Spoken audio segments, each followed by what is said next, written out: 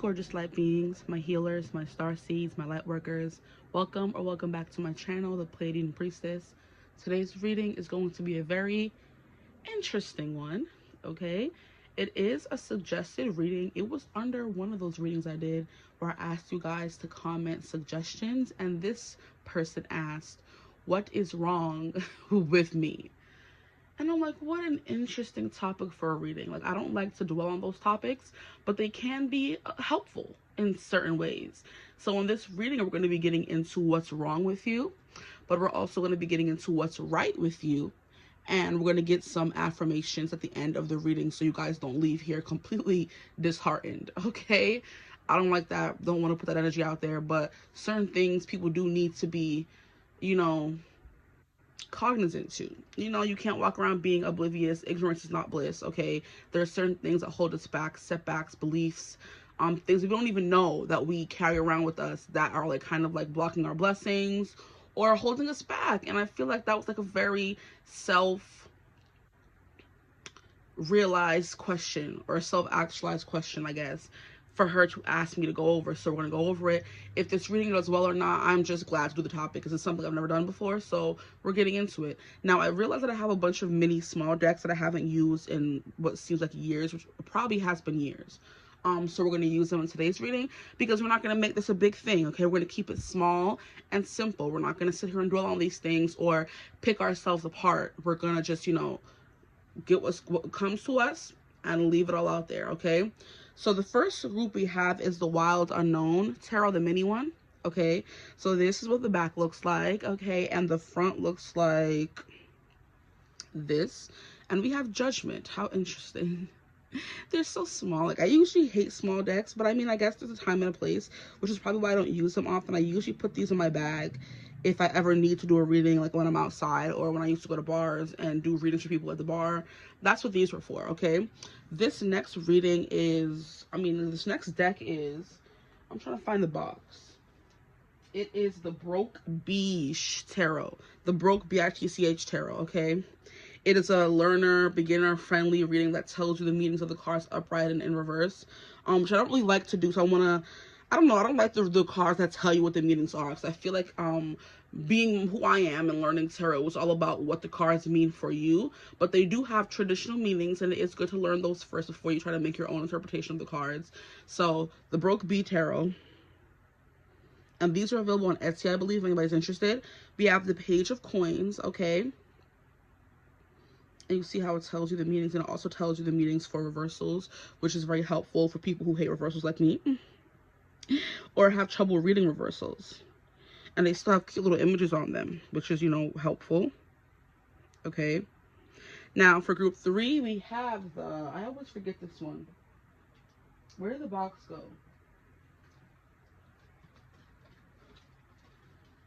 The Wildwood Tarot. Had to find the box. The Wildwood Tarot. And this one is always a little difficult for me to read, so that could definitely play into your reading. But the card that will help you choose better. Oh, we have 2 for you guys. We have the 4 of Arrows, which is the 4 of Swords, and the 5 of Vessels, which is the 5 of Cups in reverse. Sorry, you can't even see them. Really pretty deck.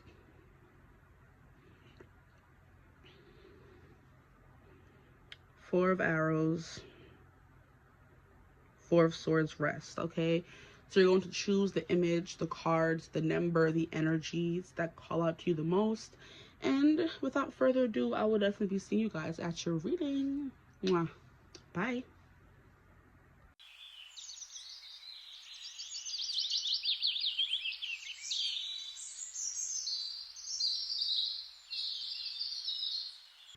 Hello, my gorgeous group ones. Welcome to your reading. If you chose the Wild Unknown Tarot, then welcome to your reading, the mini one. Today's reading is going to be about what's wrong with you. And this was a reading suggested by a viewer of mine, and I thought it was very, very interesting. We don't usually, as tarot readers, like to come on here and tell somebody what's wrong with them unless they ask us in a personal reading, or the reading is like based around, oh, you may have this, limited belief, or you may have this coming through, you may have went through this, and that caused you to act this way.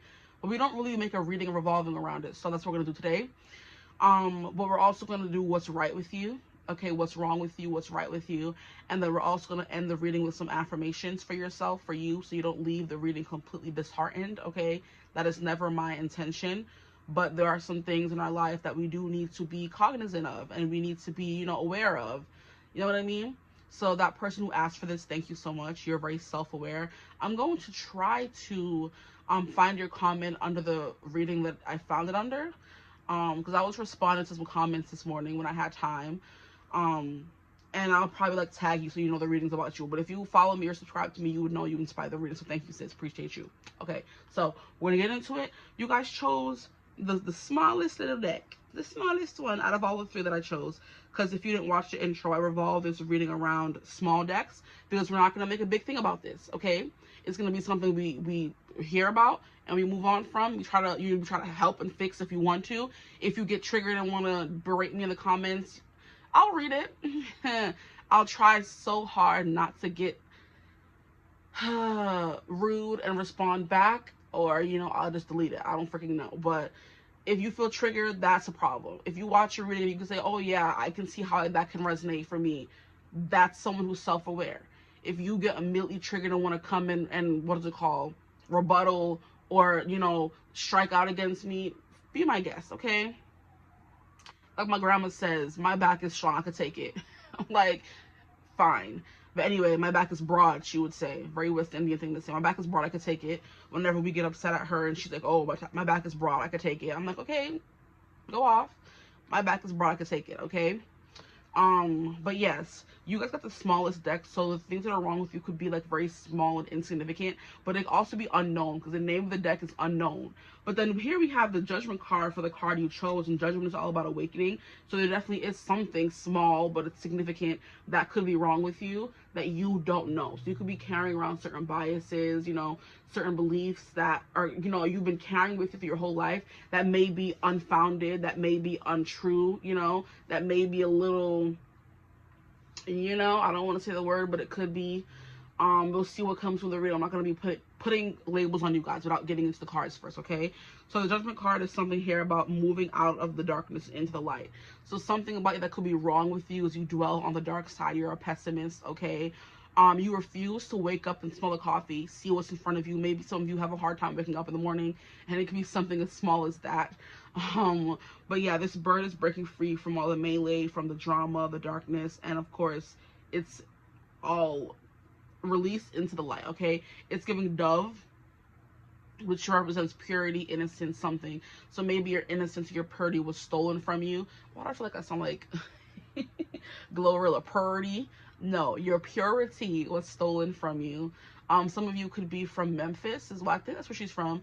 I put a pothole in your teeth. I think she's from Memphis, Tennessee. Glorilla. She just pronounces things wrong. That could also be something that's wrong with you. You have a tendency to mispronounce things. Now, that is taking me to a specific pet peeve of mine. When people think it's okay to mispronounce someone's name because it's hard to say, or it's spelled really weird, or they're my friend, it's fine, I've been doing it for forever. I don't care if you've been doing it for centuries. It's not right. Their name is this, not that. Now, that reminds me of a birthday dinner that I was at with my friend, my best friend, a few years ago. We were all coming together to meet up with a mutual friend, and it was her birthday, and she kept calling my best friend like Jean, and I'm like, her name is not Jean, it's Jeanne, pronounce it properly. And she's like, it's fine, it's fine. Jeanne is like, oh, it's fine. I'm like, no, it's not. No, it's not. If you're somebody's friend, you would care to pronounce their name properly. It's blatant respect. If you care about that person, and you know, oh, it's fine, like my family mispronounces his name. I'm like, I don't care what your family does.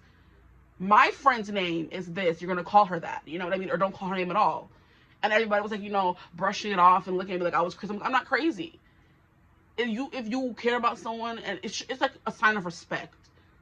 Ask me how to pronounce your name. I'll pronounce it properly. And if I don't pronounce it right, you have to keep correcting somebody until they pronounce it properly. It's not anything about being petty or trying to be mean or rude. No, it's not. Because I think mispronouncing somebody's name is rude. And then saying, it's fine, it's what my family does. I don't care what your family does. She's not your family. She's someone you invited to your birthday dinner, you're mispronouncing her name wrong. And then she's more so someone who's passive. Like, oh, it's fine. Like, it's not fine. I don't care if you think it's fine. I don't care if she thinks it's fine. If this is someone who you know, have enough respect for or friendship close enough with to invite them to your birthday dinner, you should be able to say their name properly. Get it together. Her name's not even that hard, actually, so get it together, okay? She's like, oh, my family does this all the time. It's fine. I'm like, no, it's not fine. Pronounce her name properly, okay? That could be something coming through. Not too much on you guys, you know what I mean? Or maybe too much on you guys. Put respect on people's names, literally. But yes, let's get into the reading. We'll keep judgment out, you know, could, you know, have some relevance the rest of the reading. Like, this deck is so small. Like, I usually can't stand small decks, but this is so cute. Like, I guess they have a time and place. Because, like I said, I don't want to dwell on this energy of what's wrong with you. You know, we're just going to get into it and then get into what's right with you and then some affirmations, okay? So let's get some cards. And look how small. Ugh, this is just so uncomfortable for me. I like big decks. Oh, Lord, I can't stand myself. That could be your thing, is like you like big follicular objects when it comes to the guys you're with. Okay? You could be a size queen for some of you. And you're like, I refuse to date or be with somebody who doesn't have a big schlong. And it's like, okay, relax. Thank you. People with small schlongs things to offer as well. Definitely funny. Yeah. Judgment is the first card out. What is wrong? Please, Spirit, tap me into the energy of my group ones and what is wrong with them. What's wrong with them? Or some things that could be fixed. Because I don't like to, there's something wrong with you. There's nothing wrong with you. There's just some things that could be tweaked and fixed. What are some things that could be tweaked and fixed? We have the Father of Swords. Maybe you don't speak up for yourself. Maybe that's what's coming through. Because that whole story came through because she refused to speak up for herself and say, my name is this, not that. You know, and look, and now my throat chakra is getting blocked. This is like coming out scratchy. You know, it's closing in on itself, so you don't speak up for yourself. Because the Father of Swords, oh, he will tell you about yourself expeditiously with a quickness. No hesitation. But the fact that he's coming out in reverse is definitely giving me the vibe of you do not correct people. You do not tell people like it is. You know, not saying that you're shady or... But it's giving non-confrontational. It's the vibe that's coming through. That could be a very problematic thing when it comes time to defend yourself or assert yourself or demand what you deserve. You're too, it's so fine. She doesn't have to say it properly. Yes, she does. Stand up for yourself, because someone's not always going to be there to stand up for you, guys, you know? I'm the kind of person who will stand up for people, but it gets me in trouble, and I'm like, I shouldn't have to do this. You should do it for yourself. But I'm going to still do it, though. We have the Two of Swords in reverse as well. So maybe making decisions, being assertive, being straightforward could be a thing as well. Like I said, I'm not saying you're a liar, but I ain't calling you a truther. I can't. I'm so sorry, guys. I don't know what is wrong with me. I can never... People think... Y'all think I'm like this in real life, and I feel like I am not. I definitely see myself as more like a very serious person. And anytime it comes to a reading, it's just like... I can never be serious. Like, I'm always making jokes, and I'm like, I'm surprised when you guys say, you're so funny. I'm like, I don't think so. This is just me goofy. Child, let me leave it alone. But yeah, maybe that's something that's wrong with you as well. You don't take things seriously. But I'm like, I ain't calling you a truther. I can't help who I grew up, okay? I grew up on Disney Channel and Nickelodeon. Those raised me instead of parents, okay? TV. So when things come through, I just gotta say it, you know? But yeah, Two of Swords in reverse. You can't make decisions. You're very indecisive. You're very, there's something here about you like not knowing what you want as well. Because the Father of Swords, which is the King of Swords, knows what he wants, and he's gonna assert his boundaries, assert himself, demand what he deserves. He gives like very much like principal, teacher who rules with an iron fist, professor, even more higher than like a regular teacher. He's a professor. He has deadlines. If you don't get your assignment in by this deadline, he doesn't care what you have to say. You're getting an F. You know what I mean? And that could be how you need to be in life. Like, if someone doesn't come to your birthday party, you're cut off. You know? It's giving that scene from, is it Pitch Perfect, where they're doing the riff off and they get one word wrong and they're like, you are cut off, you know? If you don't treat me right, you're going to be cut off. You're too soft, guys. And it's time for you to break free of that darkness. I don't think you're happy with it either. I don't think you like being soft and passive. It's not cute, honestly. It has a time and a place, yes.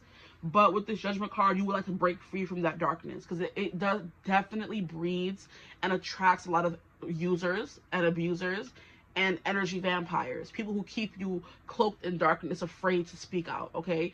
So there could have been a specific moment in your childhood where you spoke out and it made you afraid to, and something drastic or bad, really negative could have happened, and then it kind of like led you to not wanting to speak up anymore, you know? And there was one time, I don't want to put nobody on blast or nothing, but my mom, I'll put her on blast, rest in peace, God rest her soul.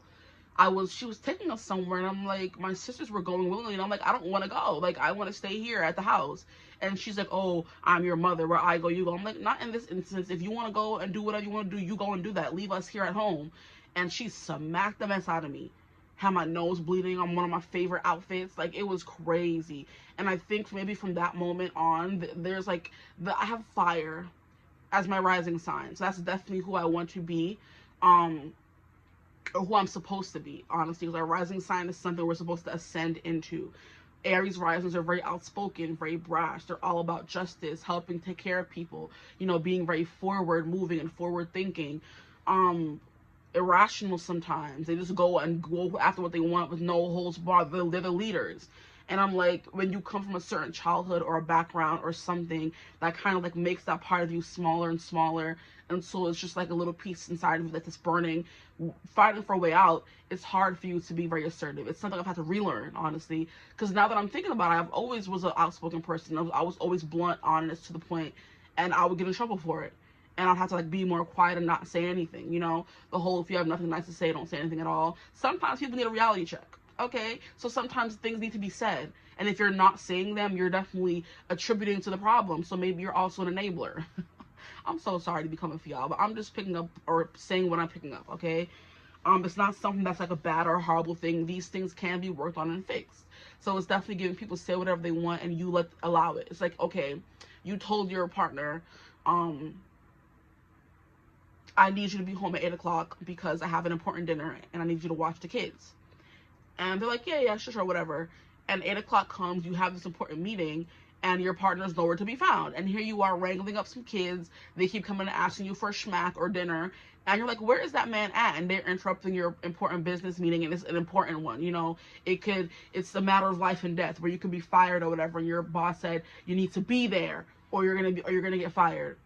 And you tell your partner that, and they're like, oh yeah, whatever, you know, and they just don't show up. They show up 30 minutes late, and by the time they get in, the meeting is halfway done or already over, and you're like, where were you? And they're like, I was out, you know? And they know that you're always usually very passive, and they don't think they have to explain themselves to you or apologize or be better, because you never hold them accountable for their actions. And you're upset, you're angry, you're burning inside, but you don't say anything. You don't hold them accountable. And if you don't do that, they're going to continue to walk all over you. And the first person someone breaks your trust or a promise they made to you, that's your sign to leave, or, you know, assert your boundaries and say, hey, if you do this again, I'm out, you know? And if they do it again, you have to be out. Stick to your word. Okay? Do not renege. Do not back down, because then people will be use and abuse you, okay? So that's something that's coming through, okay? What else? I wish this class would behave. We have justice in reverse. Interesting. Yeah, there's a lot of things or a lot of injustices that you see around you or are being done to you, and you guys just don't really speak out about it or say anything, and it just keeps happening. It's like I said, you're enabling, but you may not be enabling in a way you think an enabler is. It's like you think an enabler has to be to the extreme of a partner is beating you up, and you're like saying stop and you're staying and you're enabling the behavior. Or you have a cousin who is addicted to drugs, and you're telling them to stop, or I'm going to cut you off, and you keep giving them money, keep sending them food, and you never hold yourself to the word you said of cutting them off, and they know they can continue using you and abusing you because you don't want to lose them or lose your relationship with them. That's enabling, you know? So those are like the biggest examples of enabling, but the smallest examples are like I said, a partner telling you they're going to be home, they're not home, and you don't hold them accountable for it. And you know it's festering inside of you and making you upset, but you're not saying anything about it. You're letting them just get away with murder, essentially, you know? Or what is deemed as murder to you. What is considered as murder to you. Because that was an important meeting for me, but because they have no skin in the game, the stakes weren't raised from, they didn't care. They came home whenever. and it messed up your whole life or your job. And it's like, what about me? I'm like, well, F you. I wanted to go out drinking with my friends. I told them I had to be home. They said, who cares? And I went along with them. What kind of partner is that? And if you don't hold them accountable, they're going to continue doing things like that and making your life a living hell. And you're going to be shrouded in this darkness of wanting to say something but not saying something. Now, I'm giving the example of 𝐓𝐿𝐴 from Harry Potter, or I should say the Fantastic Beasts movies, where Credence was a boy who grew up in an orphanage that was so against people who use magic. They would kill them, they will beat them or whatever so they wouldn't use magic. And he, growing up around that person, his foster mother was so against it that he ended up holding back his magic, never using it, trying to hide who he was or deny who he was because he was so scared of the repercussions or what she would say or do to him or being homeless or whatever, that he just never used it. He repressed it so much that it became this atom bomb in him. And whenever they would burst and use their magic, they would turn this a big ball of black energy and they would destroy anything in their path. And 𝐓𝐿𝐴. That's what this image here is giving me. And that will be the truth until you kind of break free. And he had control of it because you were able to control yourself in that state of being an 𝐓𝐿𝐴, but he decided to use it for evil. You know what I mean? But that's the energy that's coming through for y'all, okay? I hope I'm not making triggering nobody, you know. And if I am, then good. Let me stop.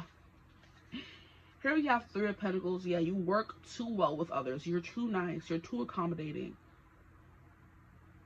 You never do what's right for you or what's best for you, which is why you're always like out of balance. You know what I mean? You don't speak up enough. There are little things somebody could do that's annoying, you know, that you don't have to, you know, constantly pick at. That's like kind of like bullying in a way. But if someone is blatantly doing you wrong and you're not saying anything or standing up for yourself, you're always going to be in this victim mentality here where, or being upset or having those feelings fester and build. You know what I mean? And there was a comment that I saw in a video of mine the other day where a girl was like, because I didn't speak up in my childhood, I like developed Lyme disease or Crohn's disease. It was either Lyme or Crohn's disease. And I'm like, wait, because you didn't speak up for yourself? And I'm like, I just wanted to talk more about it, but of course it's a comment on YouTube and most people don't check their replies, you know. And I'm like, how? Like, you know, so it's definitely giving that maybe you have some diseases going on, anxiety, BPD, and it all stems from you having 2 distinct personalities also, but it's your body kind of like raging against you because you refuse to do what comes naturally to you. And that's assert yourself, you know what I mean? So some of you could have like very dominant signs like Leos and Aries and Sagittariuses, and that's your energy. But you're going against that by being quiet and meek. No, the fire signs are meant to be seen and heard. They're meant to live life to the fullest. If you're sitting here in a corner at home under your covers, not living life, that part of you that wants to go out and experience things and live is going to start raging against the side of you that wants to stay in the house. And now you have 2 distinct personalities, and now you don't know how to regulate yourself, and now you're all over the place. You're anxious, you're avoiding, you're everything. You know what I mean? You're an extreme, which is and it's funny because I was studying this in a course that I'm studying for psychotherapy, and the guy is like, if you are definitely like that, you go one of 2 ways. You become the narcissist or you become someone who is empathic, you know. And the empathic leads in the most extreme cases to BPD, you know what I mean, which is borderline personality disorder. And it's because 2 sides of you are fighting against each other and you are letting one side that's not at home, it's a virus, you know, the one that doesn't make you feel good, win over this side that wants to kind of go forth and conquer things. You know what I mean? So those things are coming through, those examples, I should say. Now I want to get like 1 or 2 cards from this deck here and see what else is coming through. At the bottom, as soon as I take it out, we have the Hunter. So you're meant to go forth and conquer, to hunt, to be the predator, but you're acting like prey. And every time you act like prey, your body rejects that part of you because they know that's not the natural impulse. But something happened where you just didn't want to speak up as a child, or you did speak up and you got in trouble, and now that's a trauma. And like the guy said, if you guys are interested, Ronin Zanoni on Instagram, he said when you experience trauma, you split 2 ways. And you either become a narcissist or you become an empath. And in each family, there can be different versions of which is why in some families we have narcissists, and in some families we have the empaths who are borderline BPD, and the other family members who just don't care and can't hold and can't have any kind of accountability, child. You know what I mean? The course is free, okay? So if you want to go learn more about psychotherapy, to diagnose yourself or family members and help you guys heal, I would definitely recommend it. I need to catch up on that, actually. I watched like 2 or 3 and then life got in the way, which is why I refuse, or I'm scared to like commit myself to actual school. Because I've always wanted to be the academia girly who was in school and, you know, who was the professor's like helper, and, you know, I wanted to be deep in academia. But I was just like, I don't have the attention span to commit to school. Like, I know life's gonna get in the way, and I don't want to have to do homework when I want to do homework. I don't want to put myself in a box of I have to go to class every day at this same time and do homework for this deadline, you know, because I already learned in high school I'd be procrastinating. And while I do get it done, there's an anxiety to procrastinating, so you could be a procrastinator as well. And I'm like, I can't put myself in situations where I am on a strict deadline, or I have to do this, or people tell me what to do, because then I get angry because I don't like being told what to do, or I get anxious because I don't do things right away when I should. Okay, that could be something that resonates for you as well, but that's just coming through for you guys. I'm like, I wanted to go to school. I wanted to go to school so bad, but school is definitely not for everyone. It's hard for me to sit down and like really learn. No, it's not hard for me to do that, but it's hard for me to remember things if I don't take notes. And studying, I can't study. Sitting down and studying and doing homework, I can't. That it's just after a while I get distracted, or I just want to get up and leave. So I know school is not for me. But learning whenever I can, because the courses are already there on YouTube. Not YouTube, well, he has courses on YouTube, but I meant TikTok. It's so much better for me, because I come back to it whenever I want to, and I'm not forced or having to pay for it. Okay. Which is why books and reading is also very beneficial to me, because I get a book whenever I'm ready and finish it whenever I can. Okay. Now here we have the Aletheia, and we have the mask. Oh my. And there's also something I've been learning that's called masking, where you kind of like hide who you really are from people, and it's time for you to take off the mask. There's like something that was going around. There's a video that I saw where she was like, it's time for you guys to stop masking, because who you go around portraying yourself as is not really who you really are. And if you want to ever be free and live in the light, you have to figure out who you really are. You know what I mean? And unmask yourself. Wear whatever you want. Act in the way that comes naturally to you. I'll just rephrase it, you know? Do things that make you feel happy and comfortable, and stop living for everyone else, caring what people are going to think about you. That's the kind of energy that's coming through. We have the mask here, so it makes sense. And then we also have another obscure looking thing. So yeah. What is wrong with you guys? It's just, I hate saying that. That just sounds so rude. We're going to read for Aletheia, because that one is kind of like abstract. And it's initiation, okay? So this could be important.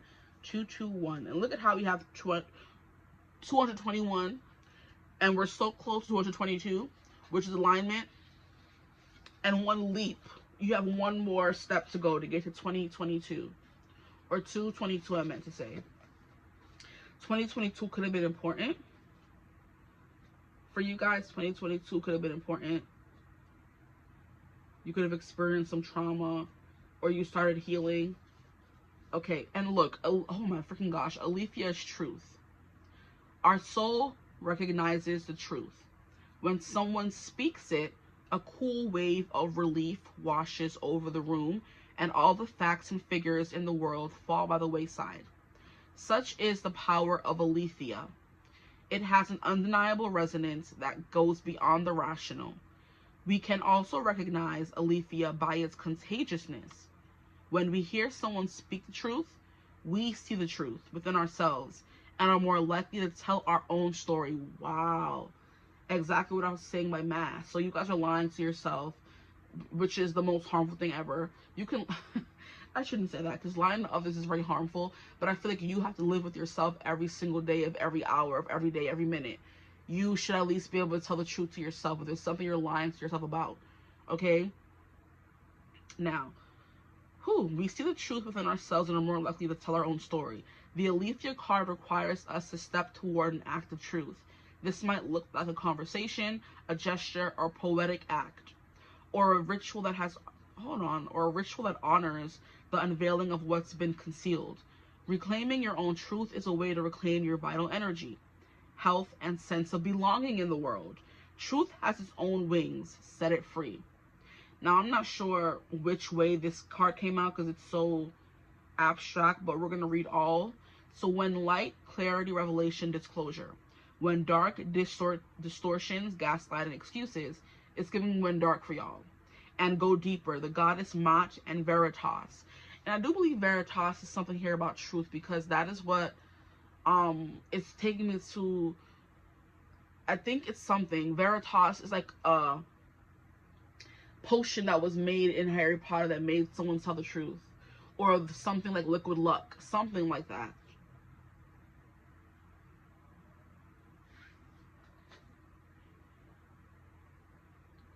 Let me look it up real quick. Veritas. Yeah, truth or reality. It's the what they called in Harry Potter the truth serum, where you would, when you drink it, you could tell nothing but the truth. Yeah. And yeah, it had to do with it wasn't like one of the last movies where Dumbledore's like, there's this one thing that is keeping me from like blowing Voldemort to smithereens and his whole plan, and there's something I'm missing. And he knew it had to do with Horace Slughorn, right? And there was some way that Harry was trying to get him to drink the liquid luck, or he drank it willingly, and then was able to kind of give Harry the memory that Dumbledore wanted him to retrieve. And it was a memory that Voldemort, or Tom Riddle at the time, was asking Horace about Horcruxes.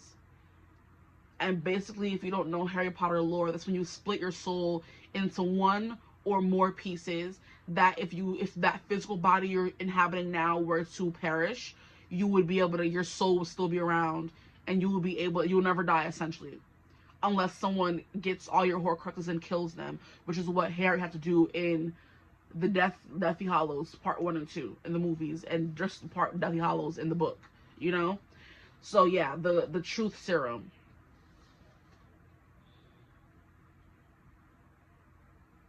Maybe some of you could learn or heal this part of you by indulging in art, because they were saying something about Picasso in the book.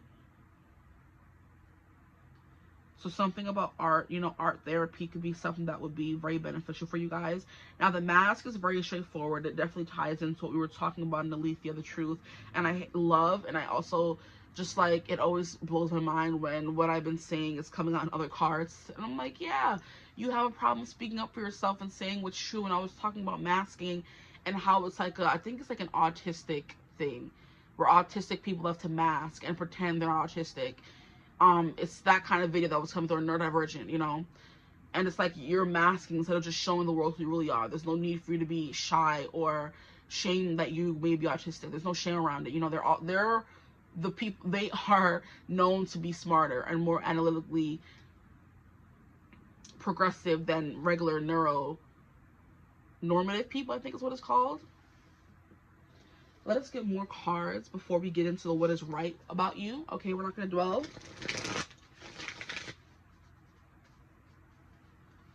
So basically, you hide who you are from everyone else. That's what is wrong with you, as well as other things that came through. These are a lot of cards. You can relax. How many are this? Is no. I refuse. I'm sorry. I'll take 3 at the max, because I tend to just talk and talk and talk, and before I know it, my day off is a whole day doing readings. Here we have the Alchemist. So I guess for these, I'm going to read the shadow attribute, because this is what's wrong with you, right? And then we're going to, you know, put it in perspective by reading the light attribute, and that is what is right with you, or what could be right if you were to undo whatever happened. Okay, 3. Thank you. Period. I finally get what I asked for, because I'll be asking for 1 more and they'd be giving me 15 more. So these are coming out in reverse. Oh wow. And look at how I was talking about victim mentality in your reading and victim came out. Oh my. Okay. So the alchemist, transformation of base motives and goals into golden wisdom. So there's something here about you that's meant to change one reality into another is what I'm hearing. Not even, I know alchemy is about changing one substance from one thing into another. And it's funny because I'm reading, I just started this book last night as well. And I've been meaning to, not last night, yesterday at work. I was working towards the end of the day when I'm doing mindless work. And I was listening to Quicksilver by Sarah, no, Callie Hart is her name. Callie Hart Quicksilver. It's like a book about, it's like the alchemist and fae world or something like that. Let me see. I was listening to it on Spotify, child. Because Spotify lets you get a free something minutes of a, you know, Audible. It is the Fae and Alchemy series. And I just started yesterday. And look, lo and behold, it's coming through here. Basically, the girl is able to, I haven't gotten much into it, but from what I've seen, she's able to manipulate and command metal to do her bidding, you know? And that's like alchemy, or what we've learned is the basis of alchemy. And I keep bringing up Harry Potter. That could be your problem as well. Let me stop. It's giving how freaking, what's that girl's name by Heffa from Harry Potter, the one who was like the plant teacher, ain't even important, can't even remember her name. That's how insignificant she was. She had an interview like a few years ago, and she was like, it worries me how these grown-ups make Harry Potter their whole life, and it's a story for kids, and it really concerns me. And I'm like, bitch, mind your business. We ain't hurting nobody. We living our life for us. Thank you. There's no point in life where you can't be in touch with your inner child. And that's a lot of people's problems as well. They lose touch with their inner child, and then everything's about being serious and paying bills. And who the heck said this is what we're supposed to be doing in life? This is what society said we're supposed to be doing, working to our bones are tired. We have no money for anything fun. That's what they want us to be. If we find some enjoyment in Harry Potter, I better mind my business now. Oh, the nerve of some people. Anyway, yeah, that reminds me of that, where she's like, it just concerns me. But alchemy, Nicholas Flamel, he was the creator of the Sorcerer's Stone, who could like turn nothing into something. So I basically think that in the first movie, the Philosopher's Stone, which they then called the Sorcerer's Stone in America, Voldemort wanted the Philosopher's Stone because it could make a new body for him. So creating nothing into something, you know, that's definitely what I think Voldemort wanted that stone for. And you guys are coming through as an alchemist, okay? So this is the potential you do have with it in reverse. Let's read what it says. I didn't have to do all that, y'all. We have misuse of the power and knowledge that comes through spiritual practice. So you guys are misusing your power, your magic, or not using it at all is what I'm hearing. Which is also, and it's funny how I was talking with the Obscurus, where when Credence didn't use his power, he was like 20 something and had never used magic. And it's not even about not using it. He had been repressing it so badly that he turned into an Obscurus. Which is, like I said, this big ball of negative energy that goes around destroying things. It's someone who didn't learn to control their power. So now the power controls them by turning them into this monster, you know? So that's what's coming through here with this energy. When you reject what you are and repress these feelings and emotions, it comes out in a way that's destructive to you and people around you, okay? So holding back your emotions becomes destructive to yourself and then people around you. Especially people who are trying to help you is what I'm getting. But we have the misuse of power and knowledge that comes through spiritual practice. So you could be someone who has this knowledge, but you're still not healing or learning or growing. And then you're misconstruing what you think spirituality means to you. And it's like, that's not what it means. That's just, so it's like someone, they say you have to be someone who has to go through dark night of the soul to become someone who's like higher elevated and someone who's ascended in some kind of way, you know, because life is all about multiple forms or process of ascension, okay? If you haven't even gone through one dark night of the soul and read yourself to filth at least once or twice in your life, you are a false prophet. You're a false spiritual person, because that's what this work is about at the end of the day. At the root of it, it's becoming your best version of yourself so you can then give that wisdom to others. How are you going to be the alchemist? You transform base motives and goals into golden wisdom. How are you going to be this person if you haven't even read yourself to filth, but you want to read everybody else to filth? It don't work like that. Okay, so it's giving the fake spiritual people who are like, oh, I am this person, I'm a Reiki healer, and da da da, and you haven't even gone through the initiation yet, you know. And the Althea was an initiation in this deck. So it's something here about you haven't even gone through a first dark night of the soul, or you haven't even gone through anything that, or a shadow of the soul. What do they call it? A dark night of the soul, shadow work, stuff like that. You haven't even gone through any of that to be calling yourself a healer in any way. How are you going to heal other people if you can't even heal yourself? And of course, not everybody's job is to heal themselves, but I feel like you need to be more self-aware. And if you're not self-aware, how can you try to tell other people they're not self-aware either, you know? It's giving pots calling kettles black.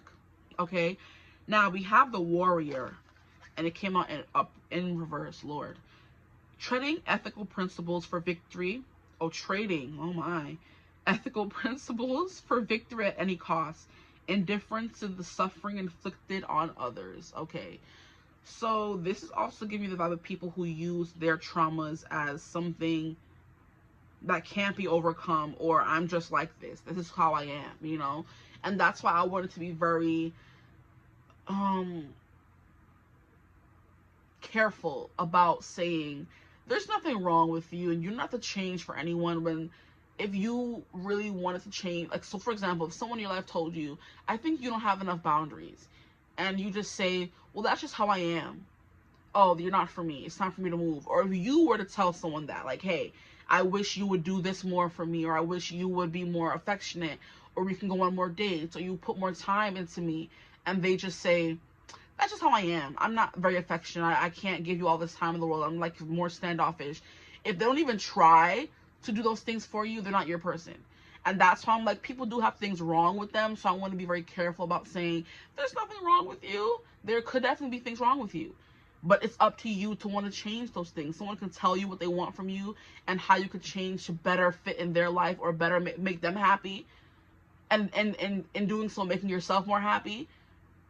If they're not willing to do that, it's like, you have to move on.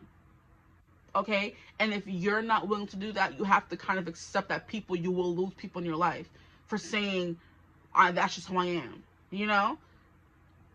So that's the kind of energy coming through with Warrior, you know? You saying that's just how I am is you being on the defensive, instead of saying, oh, that's interesting you say that. Maybe I should work on that, or maybe I'll try to work on that. That's just how I am. It's a scapegoat method. Okay? So, but when light, though, okay, what could be right with you is strength, skill, and discipline, and toughness of will, heroism, stoicism, and self-sacrifice and conquering the ego. Maybe some of you read too fast, because that was definitely coming through. Because I was already looking at stoicism when I was still reading heroism, which is why I called it heroism. And what is that? Okay, maybe heresy is something coming through as well. Anyway, yeah, heroism, stoicism, and self-sacrifice and conquering the ego. So your ego is still running rampant, okay? You guys haven't tamed the ego. You guys haven't tried to heal and become your higher self. That that's how I am. That's how I am. Instead of trying to change. Because that could be who you are now. But if you try to change and heal, that may not be who you are in the future.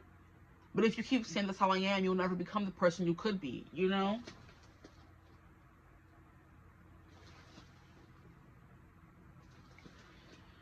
Okay, and here we have victim in reverse. So we have playing the victim for positive feedback in the form of pity. Oh my. Inability to maintain personal boundaries. Wow. And that's what I was saying. Yeah, I think this is, yeah, okay. When in light, what could be right with you is prevents you from letting yourself be victimized or victimizing others, okay?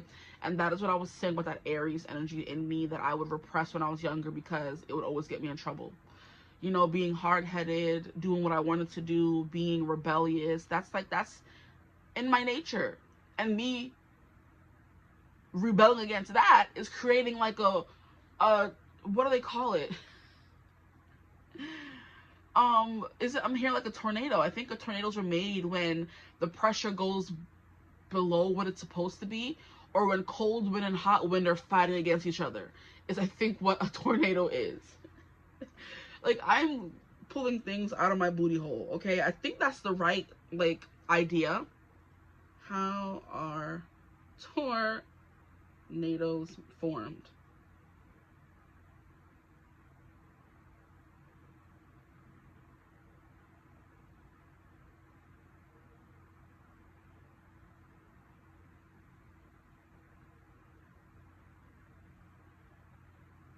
Yeah, see? It says instability, okay? Warm, moist air near the ground with cooler, dry air aloft, so which means higher, and wind shear, a change in wind speed and or direction with height. So it's when the cold air and warm air are fighting with each other and they just end up, you know, creating this whirlwind. Okay? So I know I was on the right, you know, path. Because for it to come through it all when I haven't thought of a tornado in years means I had to have learned that somewhere. And it's coming out. But yeah, that's what's giving me, is creating a tornado inside of you when two forces are repelling. The rebellious side that comes naturally, and the side that's being more docile and going with the flow. And it's like, no, this don't work. Okay? Look at how it's bumping against each other. We don't mesh.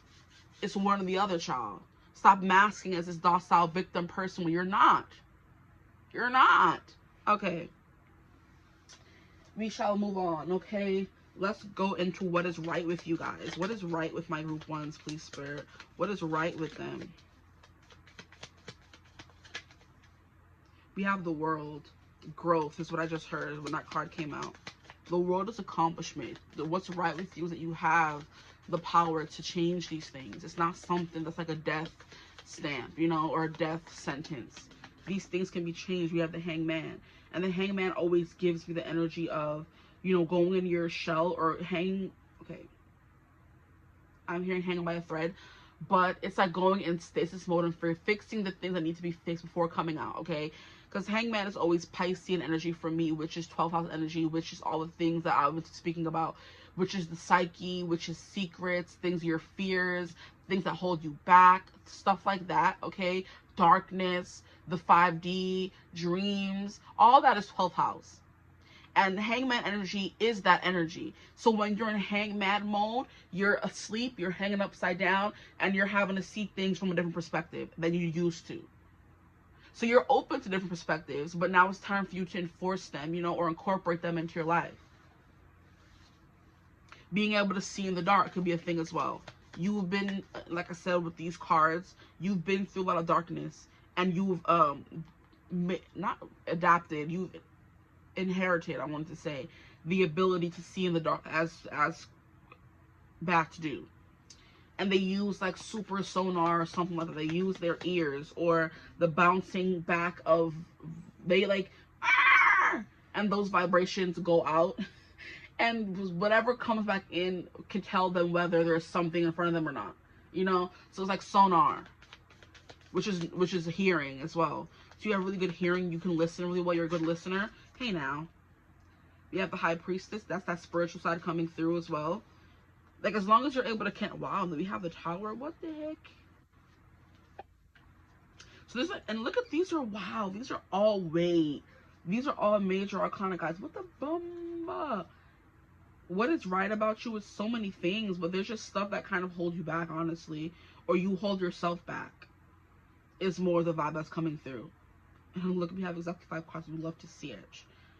You like, you're so strong. You have a good sense of self, and you know. And we have Leo coming through, which is what I was saying earlier. The fire signs are coming through. You can be stubborn. You can talk back. You can be take up space and hold space. You can be, you know, combative. You can be those things because you are those things. Those things come naturally to you, but it's not natural when you repress them and put on this mask of being sweet and sickling, you know, sickeningly sweet and not being able to talk back or anything, you know, being docile. That's not who you really are. But the World card here is definitely giving Kundalini awakening. Okay, so you have the capacity to do that, but it's like someone who knows, someone who's spiritual, who knows about spirituality, who knows about all these things, because you're obviously on a tarot reading, so you know about these things, but you are not fully immersing yourself in the experience. You're not meditating, you're not journaling, you're not reading cards for yourself, you're not connecting with spirit or the divine. You know that world exists, but you're ignoring it, essentially, living life as usual. And that's the problem here. Because when you go through that initiation, when you embark on that Kundalini awakening, that spiritual journey, it leads you so far and helps you so much. And if you don't start that journey, you'll never get anywhere, you know? I'm hearing, don't be scared to find it. Do you want to fix my broken heart? Are you scared to start? Are you scared to start is coming through. I can't remember who it's by. I'll look it up for you guys. Scared to Start. That song's always coming on. Spotify, you think I know the song by now. Scared to Start by 𝐓𝐈𝐌𝐄𝐒. And I'm also seeing that, like, when I'm looking up the song, I'm looking at Scared to Be Lonely and Scared to Live. Those are very interesting. Scared to Start, Scared to Be Lonely, Scared to Live. And then we have Scared to Get Attached. Oh my, is all y'all stuff coming through in this reading, Lord? And Spotify's doing it. I'm telling you, if Spirit wants to get to y'all, they will find any little thing to get to you, child. It would be a billboard, it would be an angel number, it would be something. Because why all these things have to do with each other? So you're scared to start things, scared to initiate, okay? You're scared to get attached, okay? You're scared to be lonely, and you're scared to live. Literally, wow. But yeah, Scared to Start by 𝐓𝐈𝐌𝐿𝐼, I think is how you pronounce his name, I'm not 100% sure. And at the bottom of the deck, we have the Nine of Wands in reverse. And the Nine of Wands upright is all about persevering and never giving up. But they coming out in reverse is giving up. You're scared to start. Scared to initiate yourself, you know? Scared to go on this long spiritual journey that's a lifelong journey. Scared to become this wisdom. Where was it coming through? Something about wisdom, yes. Transformation of base motive goals into golden wisdom. You're scared to go on that journey. And it's also giving me, I've been watching the Wheel of Time since it came out, and there's one character on the show called Nynaeve, and she's like having so much trouble. We're on season 3 now, and sis still don't know how to use her magic. I'm like, oh, you're annoying me now, sis. You're annoying me now. Because get it together. There have been people dying in front of her, people who are hurt. Herself has been hurting, and she cannot tap into this big magic that she tapped into once before in season 2 or season 1. I'm like, girl, what is the issue? I'm ready to fight you now because you're pissing me off, okay? She's really getting on my nerves. Like, girl, get it together. Like, it really makes me angry because there's so many other people in this series who are like, their powers are awakening and they're finding what they're good at, and there's just her. And I bring her up because from the core group, or the core cast, came from a small town called Two Rivers. And before she found out, or before Moraine Sedai came and was trying to recruit them and find the dragon in the town, she was learning under the prior or previous wisdom of the town until that wisdom was murdered, okay? And then she became the new wisdom. And while she is a wisdom, she also can channel. But season 1 passed, nothing. Season 2 passed, it happened once, never again. And now we're on season 3 and she's still out here struggling in these streets. I'm like, girl, get it together. It's not that you don't know you have the power. You know you have the power. And then you also have the wisdom because you're the wisdom. But you're not doing anything with either of those things and not ready to fight you. Okay? That's what y'all are giving me. You have the power and the wisdom, but you're doing nothing with it. Yeah, okay. And it could be upsetting people in your life as well because they see so much potential in you, but you don't see it in yourself as well. Okay? But the world is accomplishments. You have the power to reach the end of the cycle, or you are at the end of the cycle right now. Maybe you're getting tired of being sick and tired, and you're learning how to kind of assert yourself more. Here we have the Hangman being in that stasis mode, not coming out until you've accomplished or come to the realizations you've been meant to come to. Here we have the High Priestess, you having a connection to the divine, to spirit, to the 5D, to the 12th house, okay? And you running away from it instead of embracing it. It's definitely giving, yeah, scared to be lonely. You're scared to be alone, and that's the whole High Priestess's story arc. She's on her own. She's by herself, solitary, very secretive, closed off. You could have attachment issues, because then we had scared to get attached. You have attachment issues, and you're scared to get close to people. Or you are so passive and willing to be treated anyhow because you're scared to be lonely. it's going to be either or for either of you. You know, it's going to be different people coming through. Wow. Then we have the Tower. This is that destructive, powerful energy coming through for you guys. This tree you've been building up your whole life was built on lies, on masking, you know, on, yeah, these two coming out. Lies, because this is truth, and on masking yourself and hiding who you really are. And now that tree needs to be strucken down. Everything you've learned, and you need to start from the beginning. And then we have strength. You're strong enough to overcome whatever comes your way. You have the strength to overcome it. Okay. Now I have these cards here that I've only probably used like once or twice. Never on this channel. But it's called... What is it called? It's called Pocket Angel. And it's from Love Exists Vision. So I'm starting to use her decks more now, because I have them all in the drawer. And you know what they say, out of sight, out of mind. If I don't see them cards, I'm not using them. But I was thinking of cards that I could use for this reading that will best, you know, convey the messages. And these cards came through. So there's like a bunch of different messages. Choose compassion in this situation. You know what I mean? That will come through for you guys to help you. But the Strength card is definitely a strength of spirit, a strength of power. Okay, and you having that, and that's what is right about you. But are you using it? Are you incorporating it? Ask yourself that question. You have the strength, because these two flip out together. You have the strength to get through whatever destruction may come from you unmasking yourself or going into the spiritual journey, you know? I'm hearing untethered. You need to untether yourself to somebody or something, because they're not for your overall highest good, which is that giving, scared to be lonely, you know, getting too attached to people who are not meant for you, who take advantage, you know? But yeah, these cards coming up together means you have the strength to overcome the Tower moment that you will have to put yourself through if you choose to do so. You're stronger than you think, okay? My group ones, please, Spirit, my group ones. We have, you can do this, period. I love that, because you can. And that's what I just finished saying right there.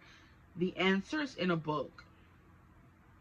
So the answer you're looking for is in a book. Pick up a book, any book. Because I'll be reading the most raunchiest and smuttiest of books sometimes. And I'll be just getting profound messages from those books. Or learning life lessons from those books. So it doesn't matter what kind of books you choose to pick up a book. And you're going to learn something. And that's just it. Okay.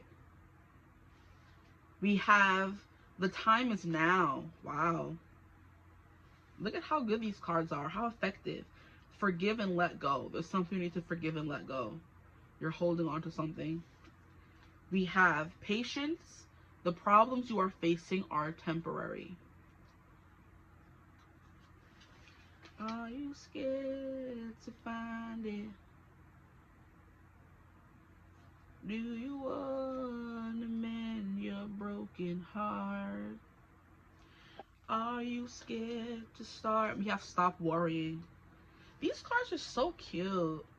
Like, I swear, my problem, I already know my problems are, because I've been doing a lot of self-work, but child, I mean, I spend too much money. Oh my gosh, I'm trying to find the lyrics.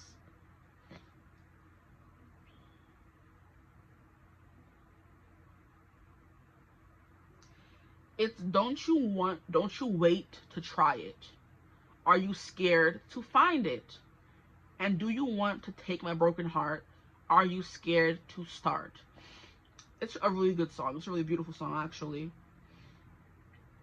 Something, yeah. Are you scared to find it?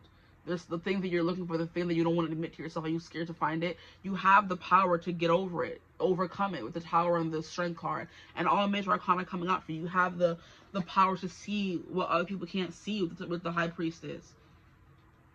You're an energy healer, an energy reader, but first you have to heal yourself. And I'm waiting for Nynaeve, half a behind, to figure that out, because she's pissing me off. Okay, anything else coming from this deck?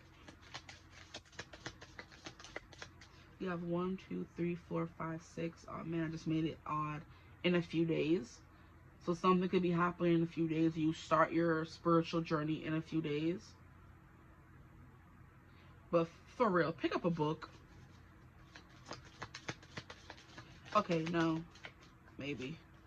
We have focus on the positive. And then we have, it's time to take the lead, period. I'm going to get one more to keep it even. My group ones, thank you. No, not right now. No, right now, because they said the time is now. Negatory. I don't do contradicting messages out here. Take it slow. Okay, that's much better. Don't tell them not right now when you said the time is now. Okay. Cool. Now we're going to pull some more affirmations for you guys to see what else comes through. These are affirmations you can tell yourself, that you need to tell yourself, that you have to incorporate more into your life. And these cards, wow, I haven't used them in years, actually. And never on this channel either. The amount of decks that I have, guys, it's ridiculous. And I'm always thinking about buying more. But I tell myself, no, stay strong, sis.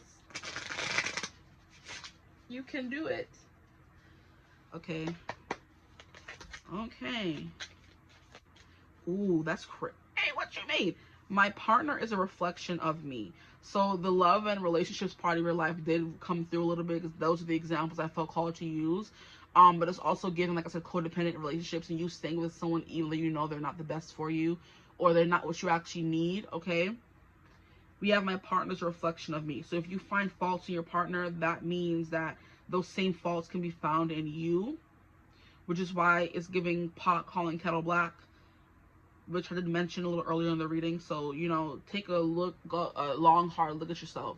Because if there's problems with your person, it's also giving me the whole like attracts like. So if you, like I said, you attract people who are like you. So if you're attracting unhealed people, that's also a sign, knock, knock. You attract unhealed, unemotionally available men, or emotion available men. I'm sorry, I butchered that. Because you're emotion available, okay? Here we have, I nourish my body with healthy food, health and healing.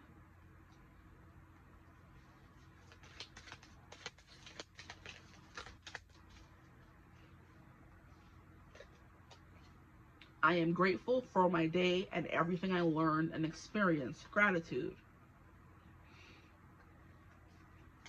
And I listen to my body's needs, health and healing. So body is definitely coming through for you guys. Are you scared to find it? Do you want to take my broken heart? Are you scared to start? I'm sorry, I just love that song. Can I get one more to make it even, please? I said one more. That makes it even either way. Fine. Because I never want to listen to me. Here we have, my body is healing and I get better and better every day. Love that. I trust that when I put out good energy, the universe will bless me with positive health and wellness. So a lot about health and wellness is coming through. Or health and healing is most of the cards you guys gotten so far. I think there's space down here. Okay. I release negative self-talk. Y'all heard that? I release negative self-talk. They said what they said. And another gratitude card. Each day I am grateful for how loved I am and how many people care about me. So if y'all want to screenshot these and write them down, what I like to do is write my affirmations down in my, reminders on my phone, and they have to remind me every day at a specific time. And sooner rather than later, it becomes so ingrained in you that you don't have to say them every day. But it takes, I'm hearing 6 months to make something a habit. So do it for 6 months, and before you know it, you're going to be incorporating or inhabiting those energies without having to read them every day. You know, at 12 p.m. every day, I have the affirmations coming to my phone based on what I want to cultivate in my life, whether it's money, self-love, stuff like that, weight loss, whatever it is. I write it down at 12 p.m. every day. I say them, and before you know it, you start living it. You start believing it, you know? But we have one more deck to pull from. I don't know why these readings can never be short. I don't know what's wrong with me. But I'm not going to complain, John. What is right about my group ones, please? What is oh so right about them? I love these cards because they're so pretty. Another card I haven't used in forever. I gotta start doing more of these readings where I can use these cards, okay? My group ones, please, Spirit, can I get 1 or 2 cards for what is also right about my group ones? You've gone over what could be wrong, what they could fix, what they could work on. Now, what is already perfectly okay with them? Thank you. Can I get, thank you, appreciate you. Here we have enchantment. Ideas and creativity are blocked by your ego mind. Feel pleasure and joy in all that you do. It is a state of being. Find it in music, singing, and dancing, writing, and fully expressing yourself. This is what you're so good at, what you're right about, what you're doing right. So some of you can be my creatives, and that's the alchemist coming through. That was the only card that came out of right, wasn't it? Wasn't it? Yes, it was. Yes, it was. I'm sorry. That's the only card that came out of right, the alchemy, the alchemist card. So you're good at making one thing to the next. You're good at expressing yourself, you know, making music, you know, singing, dancing, writing. If you haven't been doing those things, that is what you need to be doing on this journey of yours, you know? How beautiful. And then we have follow the moon, honor its power. As the moon waxes and wanes, so do you. Take notice of your emotions and how your body feels. I'm hearing especially around people or certain people. Use the moon's energy to set clear intentions and release any unwanted negative energy, okay? So it's giving me the new moon rituals, the full moon rituals. For you, those of you who may not know, new moon rituals are you best used for manifesting things, calling things into your life. Full moon energy is best used for releasing things from your life. Burning, saging, protecting, you know what I mean? Anchoring energies. New moon energy is used for creating things, okay? Okay. There was something else that I wanted to say. There are some people who do use the final works for you, but if you are definitely a beginner, stick to new moon, new things, full moon, everything is at its capacity if you want to release stuff, okay? That's how you should think of it. That's how I started. Not that I'm saying I know how to do anything better than anybody else, but that's just how I started, and that was a long time ago. And I don't feel as inclined to do as many full moon rituals. Maybe I should get back into it. Maybe I may choose this reading and they're saying, hey, you got sloppy and lazy, get back to it, you know? You never know. But those rituals are very, you know, helpful. So you could definitely be more tuned into the moon, which is why you guys got alchemy. You know what I mean? There's something hidden about you. We also have the high priestess, which makes a lot of sense. But in a few days, something could be happening. You need to have more patience, okay? The problems you are facing are only temporary. Give more to your body, because a lot of those cards came out. So did gratitude as well. Self-esteem could be pretty good for you guys. Or you've worked on that enough, and now it's time for you to give to other parts of your body. But yeah, ideas and creativity are definitely where you thrive. Enchanting people, alchemy, stuff like that, magic, period. You know, is where you thrive. And that's what you're doing also right. Or what you could be doing also right. For those of you who may not have started that journey already, okay? Look more into it. Become a spiritual baddie. It's great here. If I do say so myself. Now, I'm going to end your reading right here. I hope it resonated. If it did, feel free to like, comment, and subscribe. Join the tribe. I'd love to have you. If you would ever like to book a personal reading with me, you could always get in contact with me. Use my email in the description box below. But I hope you're having a beautiful, wonderful day whenever you're watching this reading. And as always, I will see you gorgeous people in the next one. Mwah. Bye. Hello, my gorgeous group 2s. Welcome to your reading. If you chose the Broke BITCH Tarot, the Broke B Tarot, or you chose a Page of Coins, or you chose Thumbnail Image 1, I'm sorry, I'm spitting, child. I got a little too excited. Not much, so don't come for me. You guys chose the Page of Coins, the Broke B Tarot, Thumbnail Image 2, Group 2. Doesn't matter how you got here. If you're here, welcome. Today we're going to be getting into what's wrong with you. Now, this was a reader requested reading, okay? Don't think I tried to come for y'all and say what's wrong with you.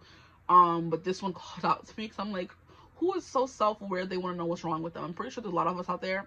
But hey, but yes. And I chose a bunch of small decks that I have. So I had like about 3 of them. I feel like I have like 1 or 2 more. But these ones were the most that I wanted to use the most, okay? We're going to get into that. I chose the small tarot decks because it's not going to be some big thing we try to internalize or harp over. It's something you're going to hear. You either want to fix it and you go and try to fix it, you get triggered by it, try to cuss me out in the comments, or you ignore it and just don't watch it at all, okay?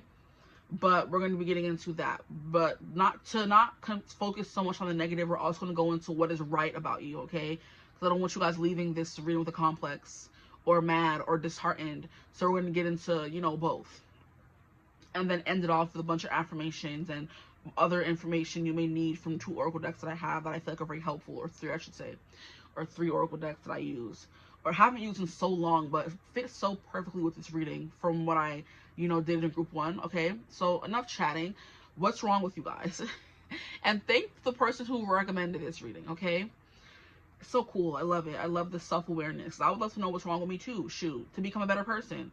It helps, it helps in the growth of who you are as an individual, okay? But anyway, since this is the broke bee tarot, maybe what's wrong with you is that you're broke. And I don't mean to laugh, because I feel that, or you always think you're broke, or you're in this negative mentality, what they call it, a lack mentality. You're in this lack mentality of never having enough. I'm never gonna have enough. I gotta work and mine the whole way through. You're in this energy of just like, I can never do enough. I can never be enough. I always have to work. So maybe prove myself. So maybe self-esteem can be something at all. Because there's some people who maybe not have enough, who may not have enough money financially, but they're rich in so many other areas of their life, and they refuse to acknowledge that. They just want to acknowledge the, I have to work and make more money. Money is the love of money, as it says in the Bible, is the root of all evil. The love of money, the greed of man. Okay, they want more and more and more. They're never satisfied. That could be what's wrong with you. You want too many things. You want too much. You have too much high expectations. You know what I mean? And of course, having high expectations is a great thing. But in certain areas and aspects of your life, it can be troublesome. Okay? And one of the areas is feeling like you never have enough money. Some of you could be rich, but it's coming through because you still feel like you have to work, you know, work to the bone. You never spend time with loved ones or family because you're always working. And I understand that we live in a society where if you don't have enough money, you're going to be homeless, you're going to be hungry, you're going to be broke and destitute. But I feel like as long as you have a certain level of entitlement and belief in the divine, that they'll get you through anything. If you know that God is rocking with you, okay? I'm rocking with Mark, because Mark is rocking with us.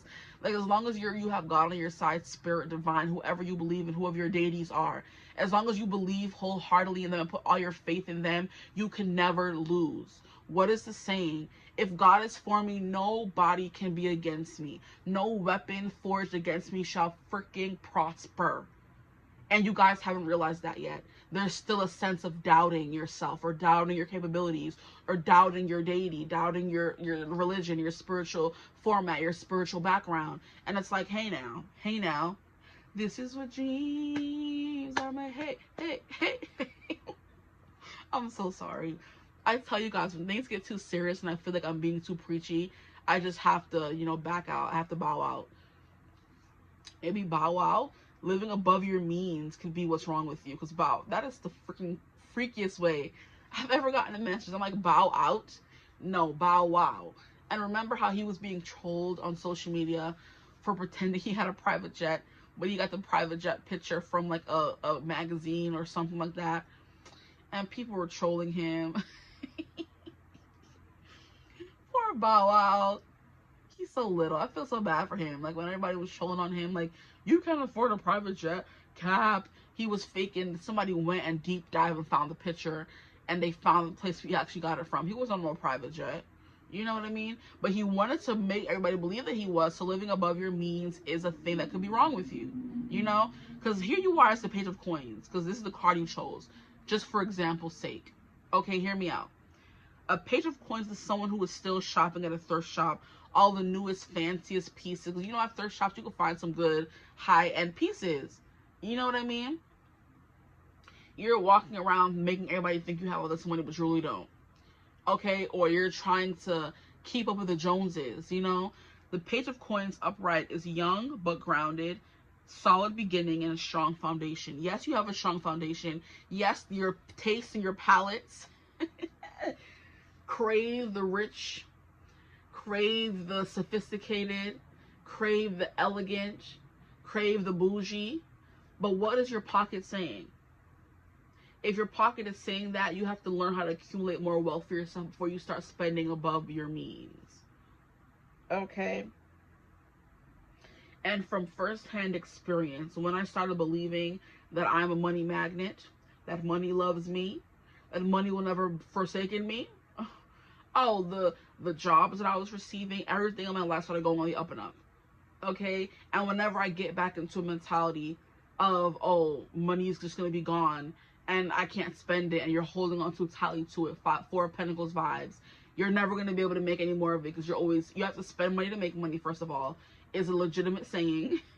So if you're holding on too tightly to it and not spending it, and, you know, and, for example, making yourself look good when you go to certain interviews. If you're wearing bum shackle clothes, they're not going to hire you. Sometimes you have to splurge for one good interview outfit, and that's it.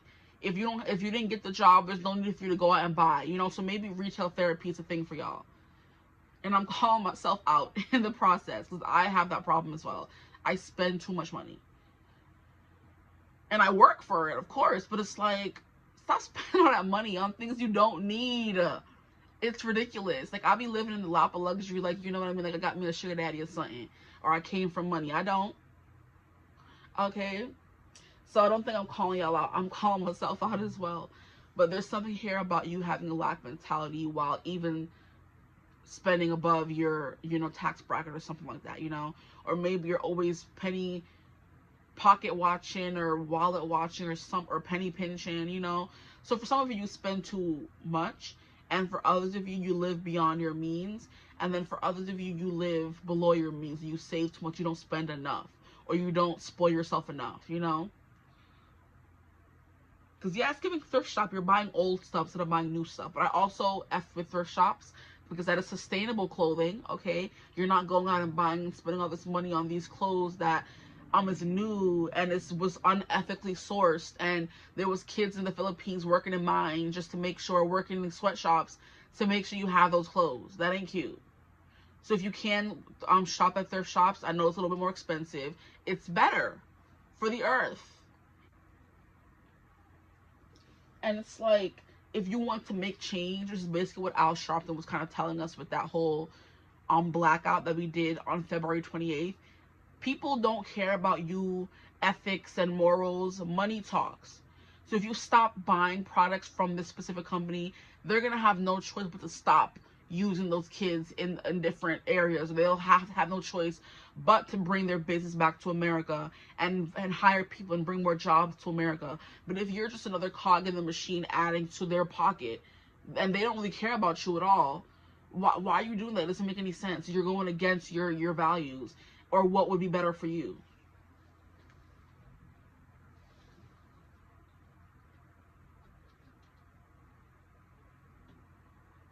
So that's just something coming through.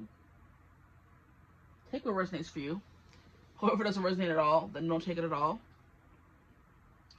But yeah, the Page of Coins coming through has something to do with you starting from the bottom. Now we're here, okay?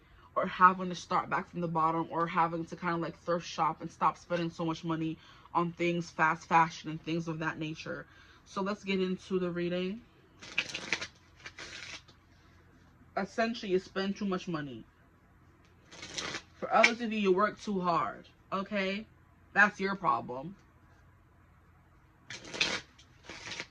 It's giving a father who spends so much time at work, he doesn't know that his newborn baby or his 12-month-old baby just started walking. He misses all the milestones. A father who can never make it home, or a mother who can never make it home to tuck her kids in, and they're raising themselves.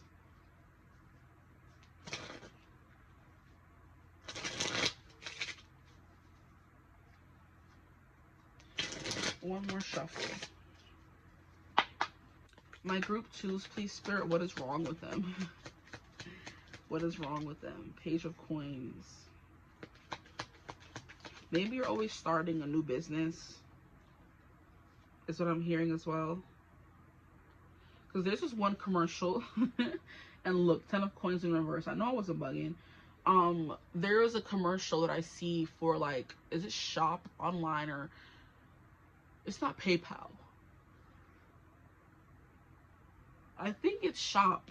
There's like an app called Shop where you can buy things from a bunch of different like small business shops, and the commercials basically saying the lady started her business on Shop and it's been doing so well and it's been doing so good that she can't stop starting new businesses. And I'm like, huh? What do you mean you can't stop starting new businesses? That's so ghetto to say. Like, one person can only do so much. You know what I mean? Of course, if you're single with no kids, you can do whatever the heck you want. But if you are married and you have kids, there's certain obligations that your partner and your kids need from you. You need to be at certain events. And if you're just working all the time and, you know, being oblivious to how that could be hurting them. Because there are many people that have daddy issues who grew up with fathers. And it's because their father wasn't there enough. Or their father never made them feel safe. Or their father berated them even though he was in the household. And it's like that's not a father's job. So of course you're gonna grow up with, you know, a complex kind of. But this another card about money coming out. And as I split the deck, we have the 8 of Coins and the 8 of Wands. Money keeps coming through. Apprenticeship, dedication, achieving goals. This is what you're focused on doing. And it's like to the detriment of everyone else in your life. That's your problem. You work too much. And it says communications, rapid change, domino effect. Yes. So you spending so much time giving to your job instead of your family is going to have problems where you have communication problems. It's like giving, for example, if you're in a long distance relationship and there's already time differences and you're working so hard, you're never going to have any time to communicate or spend time with your person. Because you're always working, and when you're not working, you're sleeping. So you have no time to live life and enjoy things. That could be the thing that's coming through. You never have time to live life and enjoy anything. You never have time to spend with your family. 10 of Coins in reverse. What does it say for that? Financial collapse, money disputes, family fallout. What was I saying? Exactly. You never have any time to spend with your family because you're always working with your loved ones.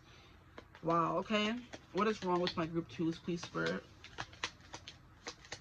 But yeah, if you're in a long distance relationship, why would you want to be in a relationship if you can't provide that? You don't have any time for fun because you're always working. You don't have any time for loved ones because you're always working. You don't have any time for family because you're always working. Here we have 10 of Swords. Wow. It says rising above, some surviving disaster, the worst is over. Like, who wrote this?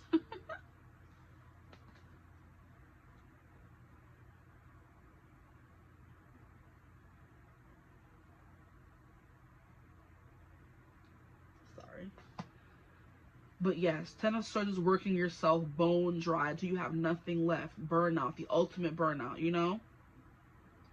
But the 10 of Swords is also giving because you haven't fully collapsed to the point of not being able to get back up, you're still doing it, you know? It's like someone who knows they're tired, someone who knows they're not eating well enough, someone who knows they're not spending enough time with their family, but because their family is still there, I have more time, I have time, you know? They're never going to leave me. For someone whose body is like rejecting you, but you're still able to get up in the morning and work 10, 15-hour shifts, it's fine, my body's still carrying me. What will happen when you get to the point when it's not carrying you anymore? Yeah, your body's still moving and going, but what's going to happen in the long run? What is your body going to be feeling and doing in when you're in your 80s and 90s? It's going to be aching every day because you haven't been giving it a break. You're not sleeping enough. You know what I mean? So yeah, the worst is over. You have just a little bit escaped sudden death, but you're still doing the same things you were doing. So it's like you're never going to fully escape that. It's coming. It's inevitable is what I'm hearing. You know, that burnout, that fall, that losing everything in your life and having nothing left to live for. Wow, I'm talking too fast. I'm getting, I understand this energy. As someone who's been on the receiving end of this and the person who's doing the working too much and being tired, the body starts aching more. You're not eating healthy enough to keep up with your schedule. You know what I mean? Like, life isn't all about money. You need that joy, that family, that lover there to kind of help life make life worthwhile, you know? My group 2s, we have the 3 of Coins in reverse. Not on the same page, lacking skill, and unmotivated. Wow.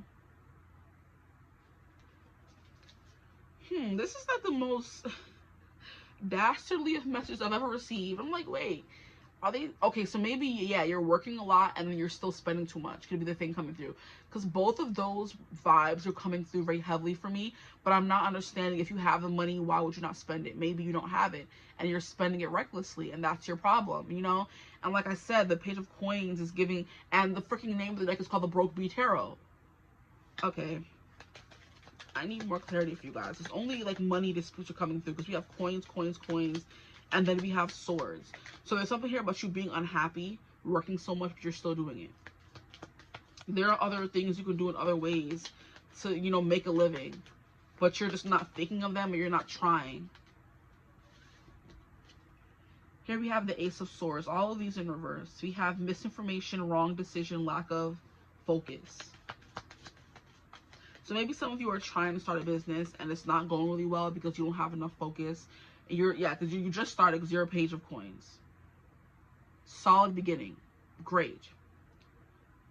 But you're going off the basis of misinformation. You made the wrong decision to start your own business. Or like I said, that woman was talking about, I can't stop starting businesses. What do you mean? Like, girl, stop. You know what I mean? At a certain point, it becomes too much, even on yourself. Even when you have employees. How are you going to be sitting there running all these businesses? And she wasn't no Rihanna, no Beyonce, no person with a conglomerate. She was a regular lady. You know? Just doing too much. Okay. A lack of focus. You need to definitely figure out where your priorities. Ugh. You have to figure out where your priorities lie. Do you not care about your family? Do you never want to see them ever again? Which is why you're working that. Or maybe you have family issues that you are trying to ignore by working too much. That could be coming through as well. Here we have the Four of Wands. Celebration, community, unity. Look at that. Clarifying the Ten of Coins in reverse. Then we have the Knight of Cups. Clarifying the Ten of Swords. Can I get one more card, please, Spirit? One more card. Okay, that was fast. What is wrong with my group twos? Six of Swords in reverse. Trouble is coming. Nowhere to run. Rocking the boat. You know, this is what I'm also hearing as well, as soon as this card came out, is you're giving all this time and energy to a job that will fire you without a moment's notice. That's been happening a lot recently in New York. Just recently around Christmas time, I think Party City fired all of their employees without a heads up and said, oh, we're not doing really well, it's time for y'all to go, we have no money to give you guys, or we don't want to continue paying you guys. Party City went, I don't think they went bankrupt, but they fired all their employees without any kind of notice. Then in Brooklyn we have a what do you call it, a movie theater called Alamo Drafthouse, and they recently just laid off a bunch of their not customers, what am I saying, oh my gosh, this Mercury retrograde is already starting for me, I'm so sorry, I'm trying to make as much sense as I can, bear with me. They fired a bunch of all of their employees basically, and it led to a strike, and the movie theater shutting down, and now it's open again, but it doesn't have as many hours or as many movies because they don't have the full staff working for them. So it's like, that's the vibe that's coming through here. Maybe your job is doing layoffs soon, and that is the danger incoming, trouble incoming, nowhere to run, rocking the boat. Maybe some of you were fired from a job, and that's what is wrong with you. You don't have a job right now.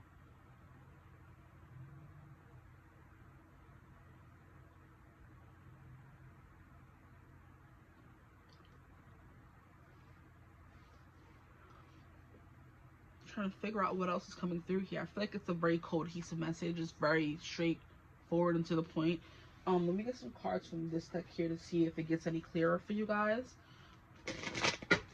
And look, everything is falling apart, and all the cards are going to be falling on the blasted floor. Just give me a second.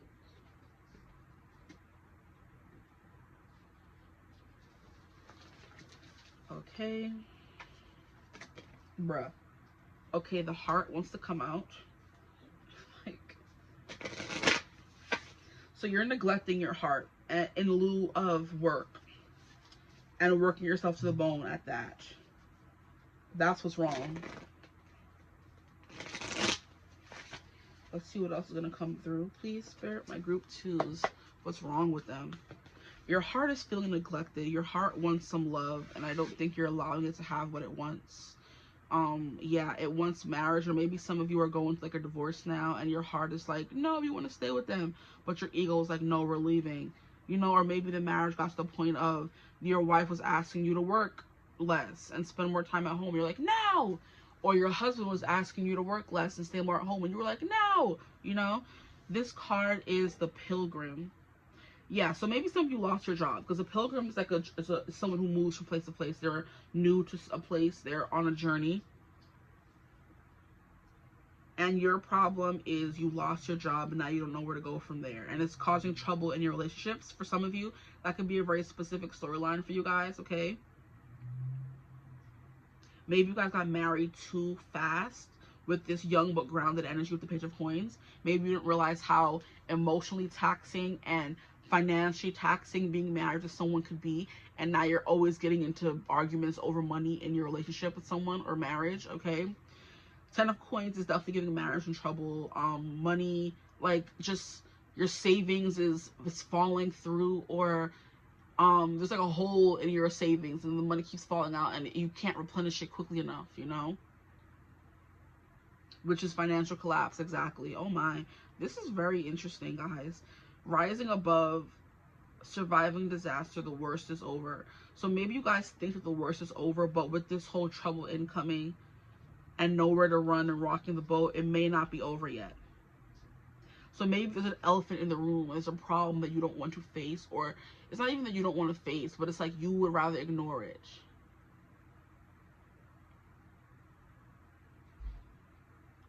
An elephant in the room that could do with you potentially losing a relationship that means a lot to you because you're not putting in the time it takes to make it work with that person. And that's your problem. Yeah, you're putting work over love.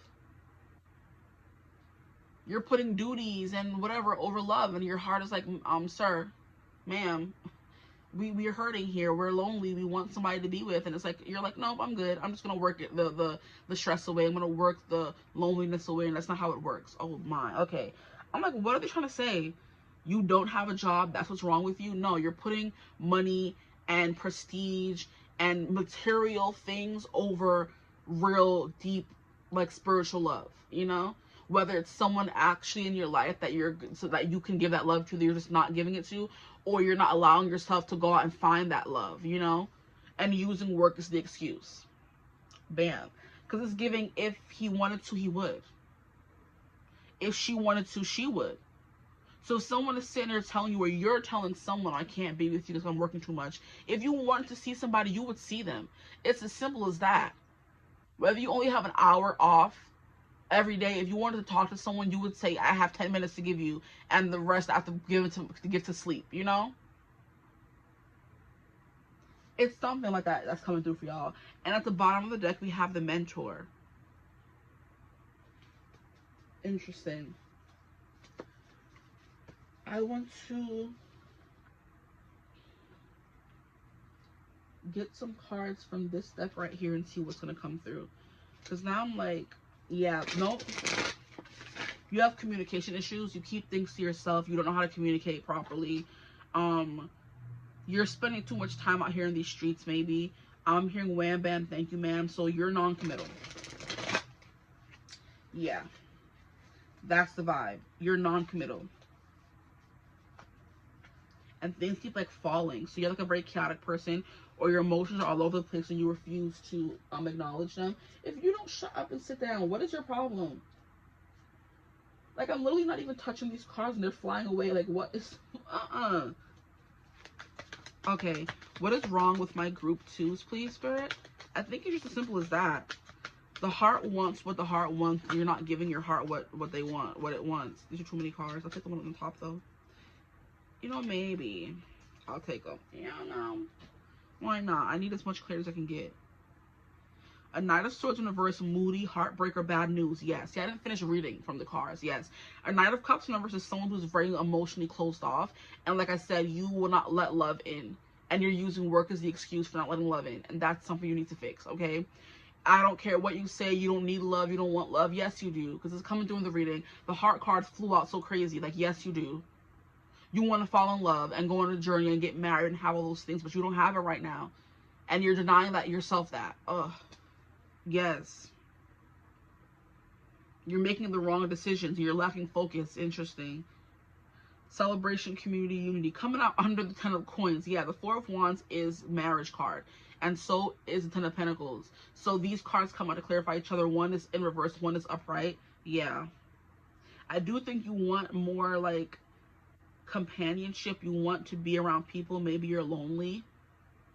And you're not making it a habit or a... What is the... You're not making it a priority is the word I'm looking for. To go out and meet people. Or reach out to those family and friends you may miss. So pride is coming through very heavily for you guys. I have to work this much because my ego wants me to have this much money, and my pride is getting in the way. And your pride is also getting in the way. I don't need love. I don't need this. Your ego and pride is definitely what's wrong with you, okay? Not so much on you, though. Like I said, this is not meant to judge or make it seem like I'm judging you, because I have problems too, child. But this is just if you want some clarity.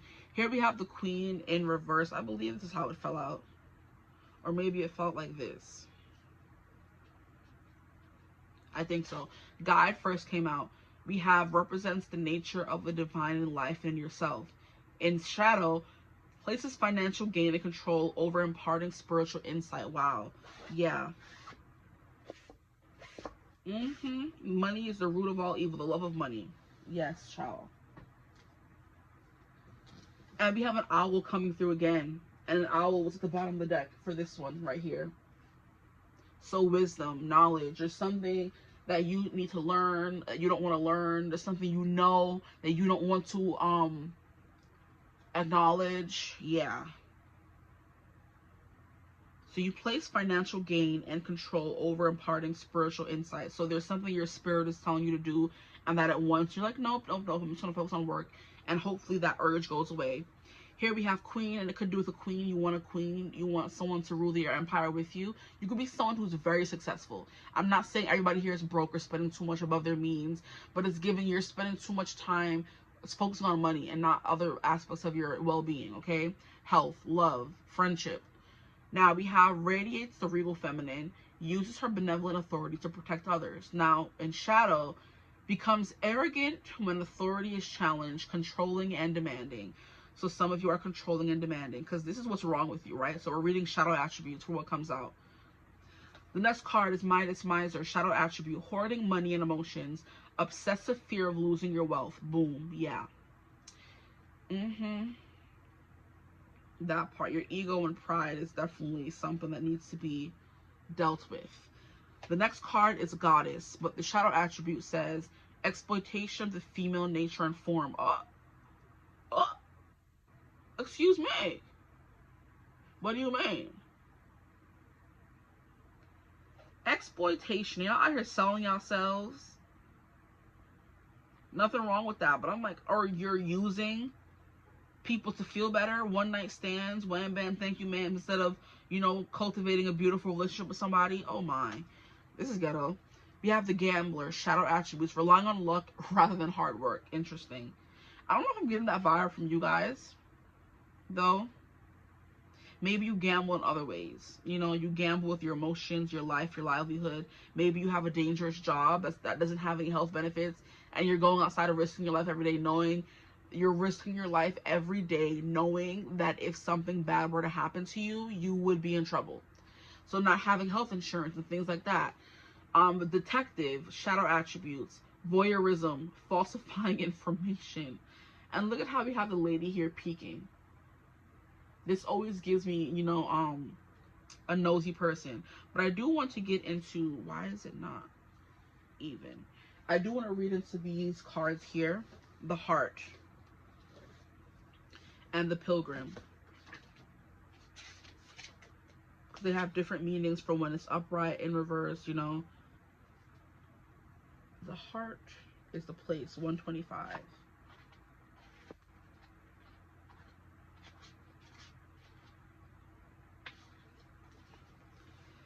The heart is the home, the center, the throne. It is possible, from an imaginal point of view, to sense the heart as a place. Either we are there, within the realm of expansion and compassion, or we have drifted somewhere else. Y'all have drifted somewhere else. There is no in between. It is common for us to leave this archetypal center without realizing it, okay? As the world, with its seductive twists and turns, offer us frequent departure, exploitation, and voyeurism. So maybe you're making your relationships impersonal because you don't want to get close emotionally to people. That's your problem, or what's wrong with you. We may even become a stranger to the landscape of the heart, leaving it vacant for long stretches of time. The seat of the heart is often reclaimed by nature, music, dance, and the presence of children or animals. This card encourages us to move past the layers of life's tangles and knots and enter the wild and sacred center of the self. The most precious throne in the galaxy is awaiting your return. So you have to come back home to your heart. You've been neglecting it and what it wants. That's it. You've put financial gain and material things over what your heart wants. And one thing that comes up very frequently in our society is, oh, my heart over my brain. So you're definitely in a brain, you're in a brain, not simulation, but the brain can play tricks on us and make us think we don't need love, we don't want love. Your brain is like, no, we're saying these things because of trauma, or because of the fear of being abandoned or left behind, or becoming of getting hurt, to becoming so intertwined with someone else that when they do leave you, because you think you're worth nothing and people are going to leave you, it's also something that's coming through. Because people who have really big egos tend to deal with that and grapple with that a lot. Like, oh, I'm making myself seem so high and mighty because I really do have like a lot of self-esteem issues on the inside, you know? So you think you're not worth love or somebody loving or falling in love with. I don't have enough money. I don't have my own home. I don't have my own whatever. You're always coming up with excuses as to why you can't fall in love, or why you don't need or want love. And your heart is like, hey, the heart does not judge. The heart does not base your value off of material things. The heart wants what the heart wants. Like Selena Gomez says, the heart wants what it wants. The heart wants what the heart wants. Okay, and I believe that's also maybe Shakespeare as well. I'm not sure. You need to dip more into poetry, feeling your emotions. You're turning into a robot, guys. Getting up every day, going to work, coming home, going to sleep, eating, going back to work. It's giving robot. Repetitive. Militant. You are not feeling anymore. You just become someone who works all the time, and that's it. Pays bills on time, and that's it. Very interesting coming through. Something coming through for you guys. Okay, so the heart. When light, expansive, knowing, gentle, clarity. When dark, fraught, tangled, and betrayal. You're scared of being betrayed is a big thing as well. You're scared of being left because you could have had a whole childhood of not feeling worthy enough or being left and abandoned, and that's what's wrong as well. You have to get to the root of those issues before you can even move on. So I'm making it sound like it's easy to get up one day and go fall in love. No, you have to do a lot of self-work first. And self-love. You have to love yourself first in order for someone else to love you, or believe, or for you to believe that someone else loves you is a thing as well. If you don't love yourself, you're never going to be, secure in the fact that someone else loves you. Because you're going to be like, why? Why do you love me? What do you love about me? And no matter how much they tell you how much they love about you, you're never going to believe it if you don't see yourself in that light. Okay? So self-love needs to, yeah, do that, please. And go deeper. Wild is the Wind by Nina Simone. Nina Simone is a singer, I believe, so maybe I could listen to that song. Let me look it up for y'all. Wild is the Wind. It's a song by Nina Simone. I want the lyrics. It says, love me, love me. Oh, is this love me, love me? No, that's not that song. Love me, love me, love me. Say you do. Let me fly away with you. For my love is like the wind, and wild is the wind. Give me more than one caress, satisfying this hungriness. Oh, so you guys are touch deprived. You're intimacy deprived. You haven't been hugged and kissed and said that you were loved, so you made yourself believe you don't need it. Oh, I used to be that way too. Oh, I feel this, I feel it. Now it's making sense. Yes. I mean, that is tying into what I was saying before about self-esteem issues, but this is much deeper. Oh. And it's like, yeah, the exploitation of the female nature and form. You thinking that your body's only good for sex or pleasing someone's son or daughter. No, your body's worth so much more than that. Or maybe you're thinking, I have to give all this sexual gratification to other people and not receive any in return because my body is just a tool and to make people love me. Like I said, the heart and love goes skin deep. It's not about what you look like. Wow. The messages are coming out. And we have a lot of feminine energy coming through. Radiates the regal feminine. Uses her benevolent authority to protect others. And then we have the feminine expressed through wisdom, nature, life force, and sensuality. Y'all are touched deprived. I haven't been... oh, Lord. I'm hearing I haven't been kissed by a woman or a man in a long time. And it's definitely showing. And nobody's saying weeks or months or days. It's giving years. It's giving a long time. And it's giving you don't even do it. You don't even do it for you. You don't even, satisfy yourself that way, as people can do. Now, the lyric says, yeah, give me more than one caress, satisfy this hungriness. Let the wind blow through your heart, for wild is the wind. You touch me, and I hear the sound of mandolins. You kiss me, and with your kiss my life begins. Whew! You're spring to me, all things to me. Don't you know your life itself, like a leaf clings to a tree? Oh, my darling, cling to me. For we're creatures of the wind, and wind is the wind, so wild is the wind. Oh, yes, intimacy is y'all problem. Y'all scared of being intimate. Y'all scared of being vulnerable. You're scared of falling in love, getting left behind, being abandoned. That is your thing. And the pilgrim, like I said, is someone who's always on a wandering journey of trying to find something. He's always new to something. She's always new to something. Let's read for the pilgrim. Let's see what else it says here. Recall the last time your heart was touched. Soak in every detail you can feel and feel the heart awaken, okay? So you're definitely closing off your heart and being cold, Now we have, some say there's a cave at the center of the heart. Others say it's a pool with the flowering white lotus. Imagine yourself there and draw what you see. And in this card, we have someone whose heart is closed off by all these weeds and tangles. And there's just that one perfect moment in the middle of that heart that they won't allow themselves to reach or even dream of or imagine. Because they're scared of what that may bring, what it may make them feel, or what it may, involve. Meaning someone could abandon them or leave them or hurt them. The pilgrim. The pilgrim is a who? Is the selves. The pilgrim is 101.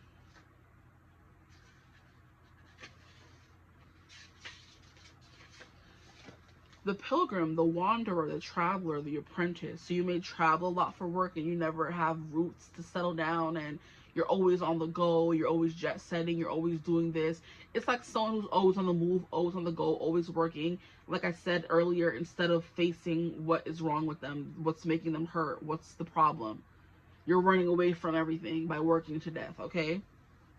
Now, for the pilgrim, an outward journey is always an inward journey.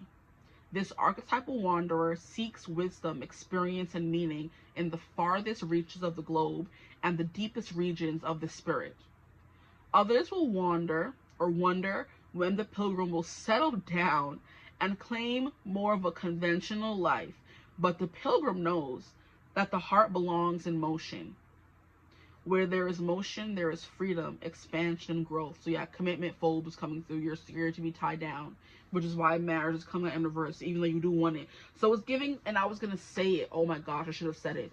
The Ten of Pentacles is giving the more money side of marriage, the more, ball and chain side of marriage, feeling trapped because you're officially married.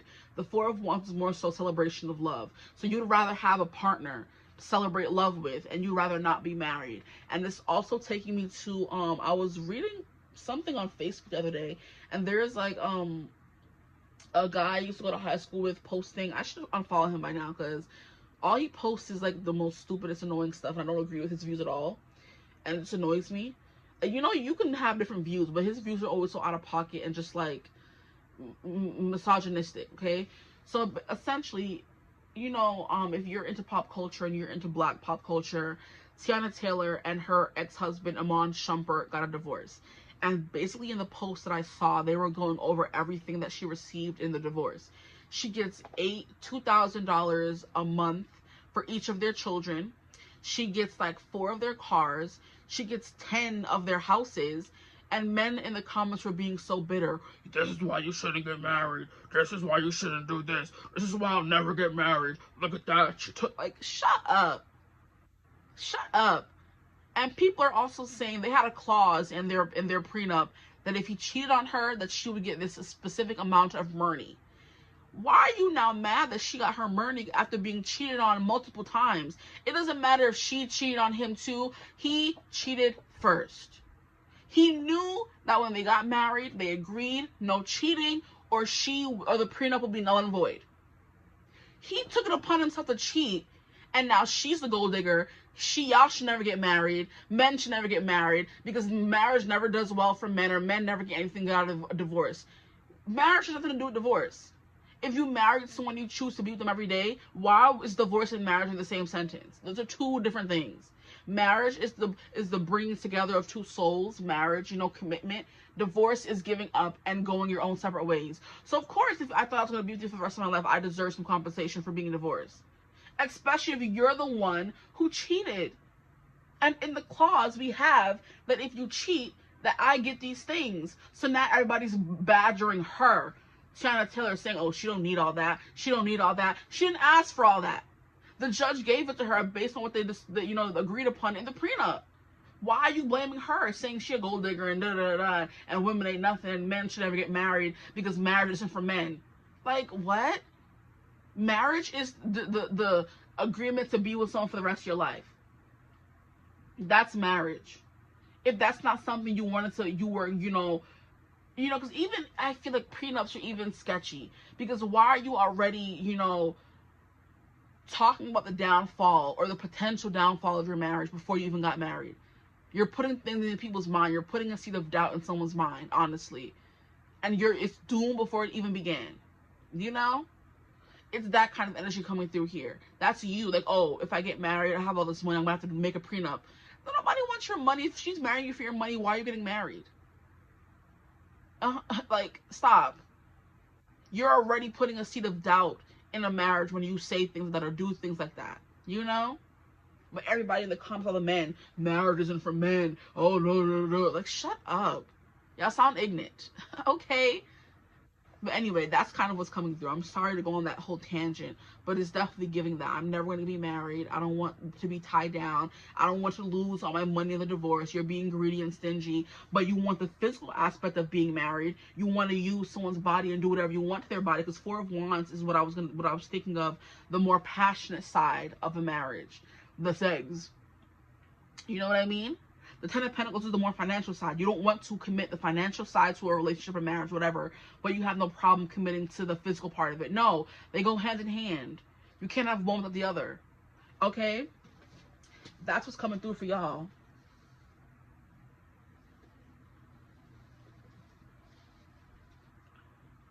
Okay. Or it's giving life partner and not marriage, and that's good as well. You know, you're like, you know, if I were to ever settle down, I would want like a life partner. I wouldn't want to be actually married. And that's like, it's taking me to what's her name, Brenda Sung and Macaulay Culkin. They have been partners for like 7 years now, and they still never felt the need to get married. You know, they call each other my partner.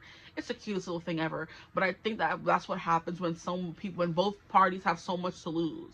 You know, if Macaulay were to get married, he has mad money. You know, they play his movies every day in Christmas. He's like the game of Mariah Carey, where whenever Christmas comes around, she's the queen of Christmas, and Macaulay Culkin is the king. Okay, because Home Alone is a movie that's played every time. Sometimes it's even played when it's not Christmas.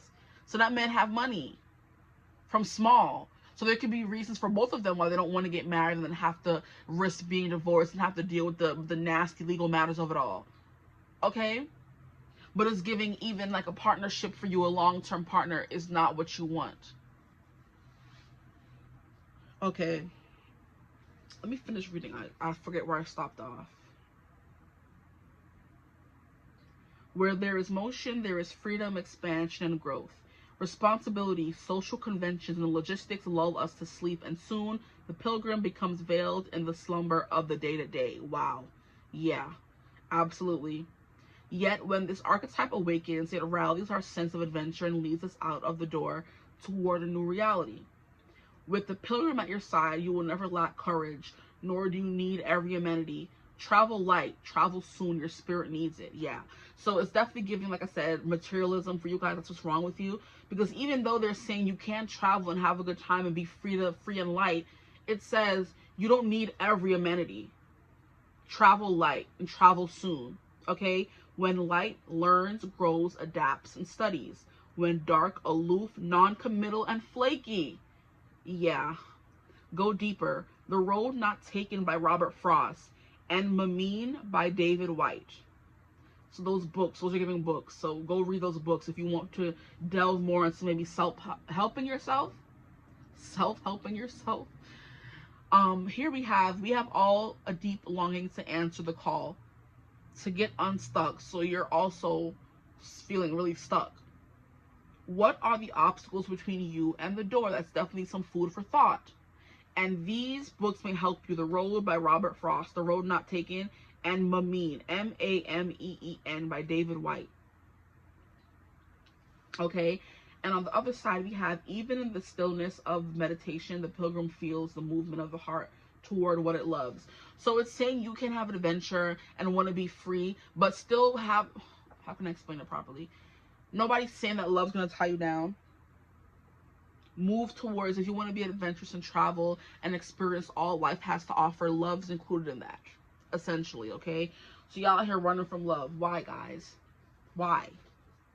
Get to the bottom of it. Okay, now we have any more cards to pull from? We're gonna get what's right with you. What's right? I think reading the light attributes for these cards is going to be very helpful as well. So let's get into it. We have the willingness to follow intuition even when others doubt you. So you have a good intuition. Follow your intuition wherever it may lead you. The pilgrim is telling you to move toward where your heart wants you, towards what you love. And you denying yourself that love is working against you. That's where you're wrong. Okay? The light attribute represents the nature of the divine in life and in yourself. So so realizing that there's beauty in everything, okay, is what's coming through as well, but it's represents the nature of the divine in life and in yourself. You have to realize that you are a divine being, that you deserve everything that life has to offer, that you are a child of the divine, okay? And that means you are to be treated with utmost respect, okay, with utmost propriety, okay, that your body is a sanctuary. You can't just give it to anyone. That could be something coming through as well. Promiscuity. You know, you want the physicalness of a relationship, but you don't want the emotionality of it. And that's not cute, okay? No matter if, oh, that's what I want and that's good for me. No, we as humans were meant to be in, you know, nobody's saying you have to be monogamous, but falling in love and being with someone and not, you know, being somewhat emotionally involved with people, that's what life's all about, okay? And once you start believing you deserve love, which is a big thing that was coming through, the better off you'll be, okay? And I'm hearing, the more we stay together, the more we stay together, the happier we'll be. So that's coming through. We have radiates the regal feminine and uses her benevolent authority to protect others. So you're meant to protect others as well. That is a thing that's good about you. You protect people. You care about people. You have a very strong divine feminine in you, whether you are a woman or a man or non-binary. It doesn't matter, okay?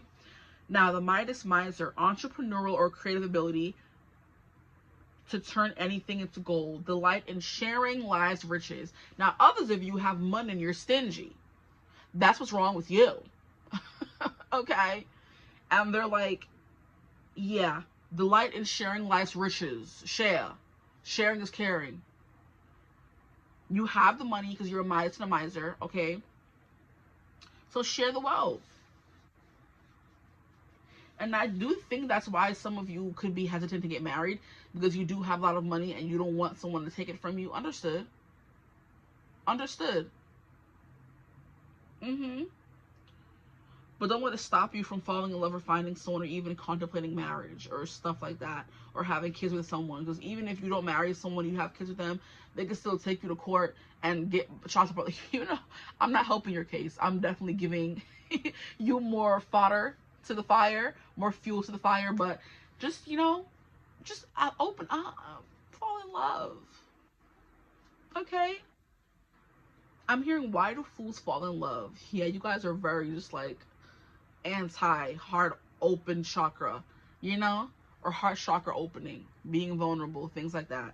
Now, the light attribute, the feminine expressed through wisdom, nature, life force, and sensuality. Okay, some of you, what's wrong with you is you hide behind your clothes, you hide behind your emotions, you hide behind your job, you hide behind your family, and all those things end up being a reason why you can't fall in love, or why you don't want to fall in love. Those things can't be your excuse for the rest of your life.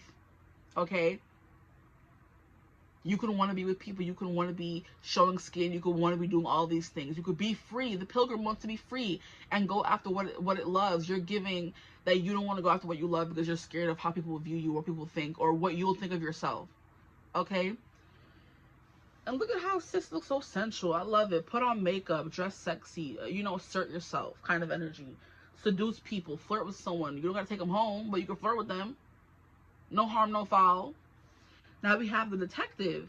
Great powers of observation and intuition coming through again, and the desire to seek the truth. So you're good at reading people, body language, reading the room, reading specific signs, hearing what people don't say is something that's coming through as well. That's what's right about you, okay? Now I want to get some more cards. What is right about my group? Twos. We have Knight of Wands in reverse. Reckless, short temper, arrogant. Very interesting. That's what's right about you. Here we have the Empress in reverse. Neediness, creative blocks, and coldness. My. What is right with my group? Twos, please, Spirit.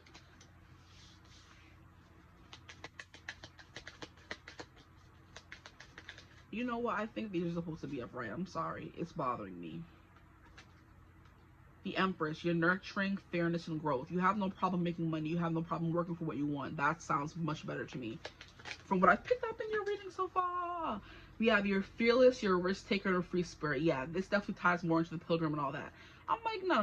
You're not going to be trying to get crazy now. My group twos may have some things wrong with them now, but they ain't. Okay, thank you. So you're the Empress. It's giving a Midas mindset. Exactly. You're able to get what you want very easily. Money comes to you. Maybe some of you could gamble your money for real, and that's a problem. But we have dependability, authority. The Emperor, what? I just realized, what the heck? We have the Empress and we have the Emperor. Y'all are powerful. And a card fell. Can I reach it? And we have Justice on the ground. I'm going to try to see if I could reach it. We have Justice, cause and effect, truth, and getting what you deserve. That sounded so ominous. You're going to get what you deserve. That's justice, though. I do believe you believe in that. So maybe you don't want to be in a relationship, is what I'm getting for some of you, because you know, based on what you've done in the past, you have some karma coming up. And it's, yeah, that's kind of energy here. You don't want to fall in love and risk being hurt the way you've hurt others. Yeah. Okay, that's very interesting. Okay. But yeah, truth and get what is deserved. You're good at getting what you deserve. But you're also good at standing up for what you believe in as well. We would have all Major Arcana here if we didn't have a Knight of Wands, which is amazing.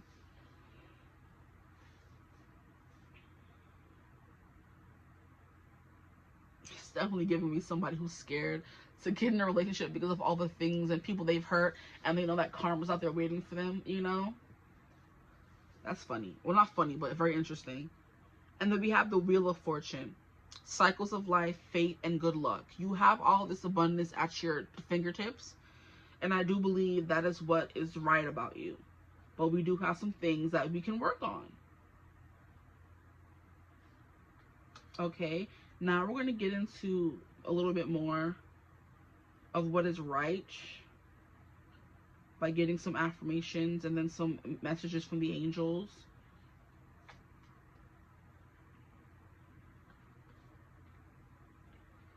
Fighting for what you believe in is definitely a big thing that's right about you.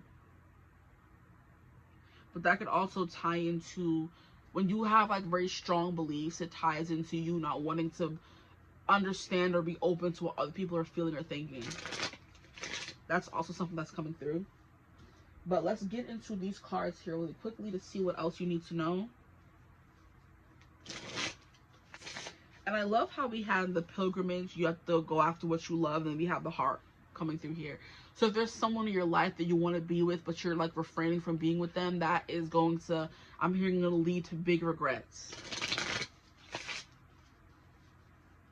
And the fact that in the middle of the heart card, we have two people in a boat. There is someone you're thinking of that you don't want to relinquish control or give your heart to, and you're going to regret it. You don't want to give your time to. You're always working and you can't talk to them. You can't do this. You can't do that. And then when they're gone, oh, you're going to be hurt. We have you will find success. Yeah, we know this. Thanks. They got freaking Empress, Emperor, and Wheel of Fortune. We know that. What else can you tell my group twos? What else they need to know? We have try again later. I'm hearing if you called someone they didn't answer, try again later. Or if there's something you wanted to do in your life that you years ago that didn't work out, try again. Dust yourself off and try again. If at first you don't succeed, you can dust it off and try again. Dust yourself off and try again, try again. That song by Aaliyah. Something better is on the way. I'm hearing for jobs and money. Yeah. Something better is on the way for you guys. I love that. Ask someone for help. Yeah, do that.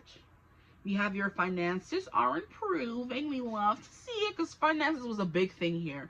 You're working too much. And it's like giving me, what would you do if you knew that you could do whatever you want and there was no consequences? That's how I want you to start living your life, guys, my group twos. Because that will lead you down the oh so right road, you know? That Empress road. I can do whatever I want and I'm always going to have what I need. It's such an Empress thing to do, to believe in. So I think that's what you guys need to do as well. If you could wake up one day and just be whatever you want, not have to worry about bills or this or that, what would that be? And then go after that. Here we have a huge blessing is on the way. I love that. Sorry. We have you will receive a message soon. So I'm hearing a message from spirit as well because you are very intuitive. That came through a lot.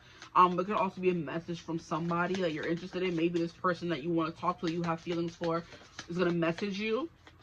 And that's your chance to be like, okay, I want to be with you now. Like, I'm ready to give my all a try at least, you know? I feel like as long as you're with someone you're trying, that is like more than enough sometimes. Not having all the money in the world, that could be fixed, that could be ironed out. But spending time with them, that can't be. Quality time can't be made up for with money or things, you know? Maybe you throw money at people instead of being with them physically.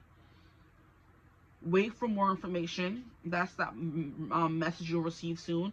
We have someone needs your help. And it's time to take the lead. Be that Emperor. Okay, now we're going to get into the affirmations that you guys need to hear. And these affirmations you can take with you. You can write them down. Okay? You can repeat them to yourself. What I do is I put all my affirmations in my reminders on my phone. And I have my phone remind me at the same time every day. Now, sooner or later, I'm just always used to that. My phone, like, give me the reminder to say my affirmations, you know? And it takes, like, 6 months, I believe someone said, to create a habit.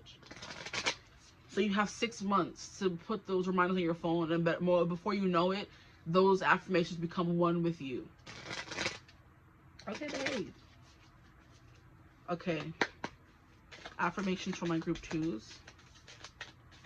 Look. Oh, my gosh. This is gorgeous. It says, I am in a joyous, intimate relationship with a person who truly loves me. Oh, God. Let me stop. I can't stand me. Yes, absolutely. And that's what was coming through in the reading, so I know I wasn't bugging. Love and relationships may be your main messages today, because that's what I was picking up on the most. Your career is good. Your career, you have a career. You're working too much, yes. But your love life and relationships is where you need to kind of, and taking care of your body as well, is where you need to focus your time and energy. But affirm to yourself, I am in a joyous, intimate relationship with the person who truly loves me. All of these, put them in a reminder. Remind yourself every day. And before you know it, it'll become second nature. Is that the only one? I was about to say. Stop playing. We have, my body is healing and I get better and better every day. Some of you could have felt called to group 1. You could have a lot of things wrong with you. I'm sorry. I mean that jokingly. Thank you. Don't get all offensive and offended. We have, my heart is always open and I radiate love. Everywhere I go, I find love. Life is joyous. Okay, look at all these healing or this love and relationship energy coming through. I called it. You're going to get mostly love and relationships. I am loved. I am kind to myself today and to those around me.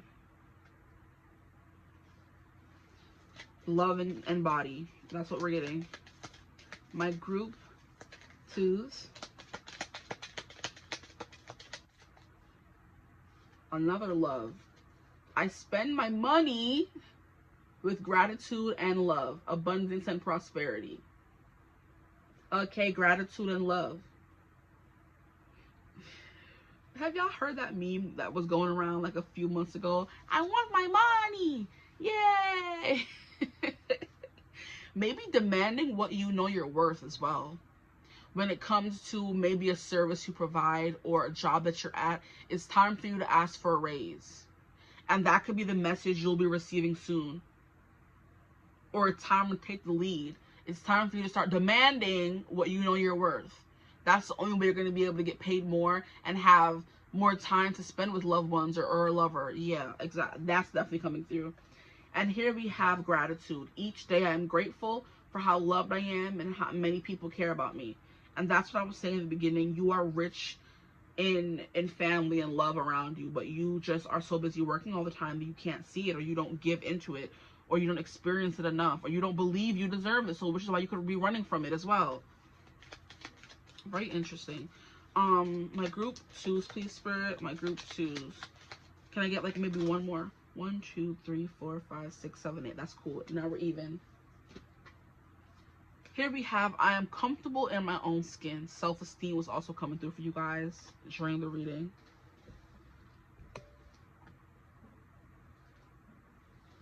Sorry. And then we have, I accept and I approve of myself. I accept and I approve of myself. So you can write these down. I think you should be able to see it. Write them down and just remind yourself every day of these things. Now, the last deck we're going to pull from is the Unlock the Magic tarot cards that I got from this seller on Etsy 2020, guys. So long ago. Wow. And right now I'm looking up and I'm seeing a rainbow on the ceiling. I don't know how I'm seeing a rainbow, but it's like a slit of a rainbow. It's reflecting off of something to make a rainbow on the ceiling, but the good times are going to come shining through. Maybe you're in a dark night of the soul right now, or things don't seem that positive, or things are going really badly for you in life, but they're going to be, look, you guys did get a card about a blessing is on its way. A huge blessing is on the way. I don't want to cover your messages, so we're going to move them over. You will find success. Affirm that for yourself. I will find success. Try again later. If you didn't succeed the first time, keep trying. I'm hearing advocate for yourself. Nobody else is going to if you don't do it for yourself. And spend money with gratitude and love. Don't hold on to it. Don't hoard it. Spend it with gratitude and love, and it'll come back to you. Because money is an energy more than anything else. It's literally just paper, but it's the energy of, I deserve this money. This money is mine. I'm going to continue getting this money. I'm worth it. Like L'Oreal, because you're worth it. Here we have wonder. Be filled with amazement. Immerse yourself in a world full of wonder, where you know you can be, do, and have anything your heart desires. Daydreaming is a powerful visualization technique. What if? It's like, what if I fall? Oh, my dear, but what if you fly? Okay? No glass half full, pessimism. No, none of that. Can I get one? These are too many. Don't do that. Can I get one more card, please, Spirit? Positive affirmations. And we have abracadabra. Maybe you guys need to listen to abracadabra, Lady Gaga. Abracadabra, abracadabra. I'm sorry. Your words are powerful. You create magic when you speak positive things over your life. Mantras and affirmations have the power to change your mood, health, lifestyle, and reality. Speak it into existence. What we're talking about right now, right? Writing down these affirmations and remembering to tell them to yourself every day. Remind yourself of these things. Your words are powerful. Your words are powerful. You could be really good at manifesting, or you're one of those people where you say someone's name, they show up. You think of someone and they text you.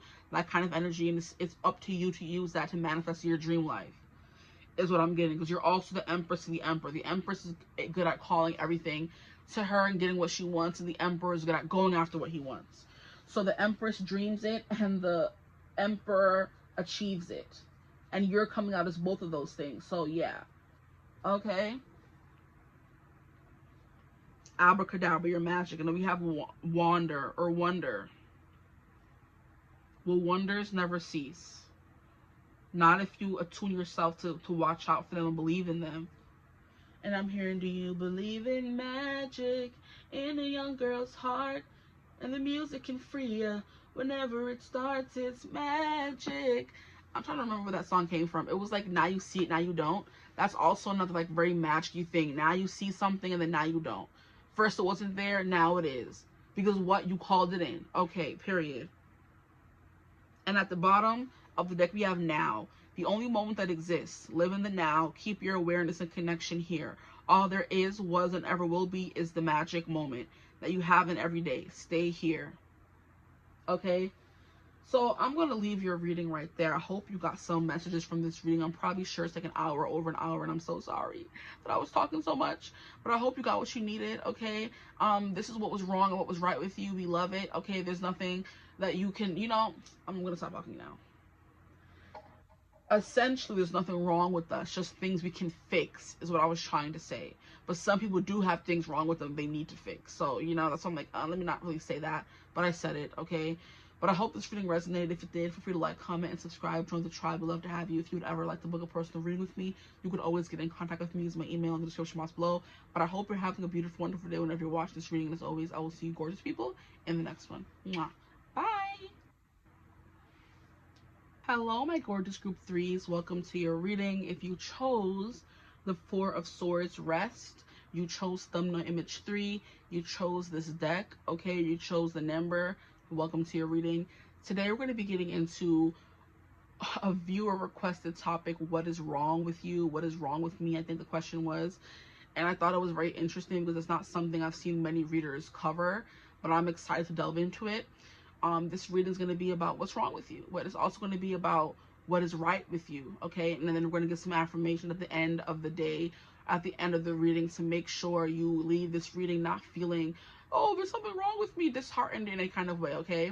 So it's going to be very intentional, because I don't want nobody saying, oh, I'm trying to pick you apart. Sometimes if you're watching this reading, you obviously want to know what's wrong, and I'm trying to help you in the best way that I can. Now, if you feel triggered and you want to come for me in the comments, just know that I'll be snapping back sometimes, okay? And that could be one of your problems already. Because in every other group, I said something different. For group 1, I said something different. And then for group 2, I said something different. For now, my beginning speech is different, okay?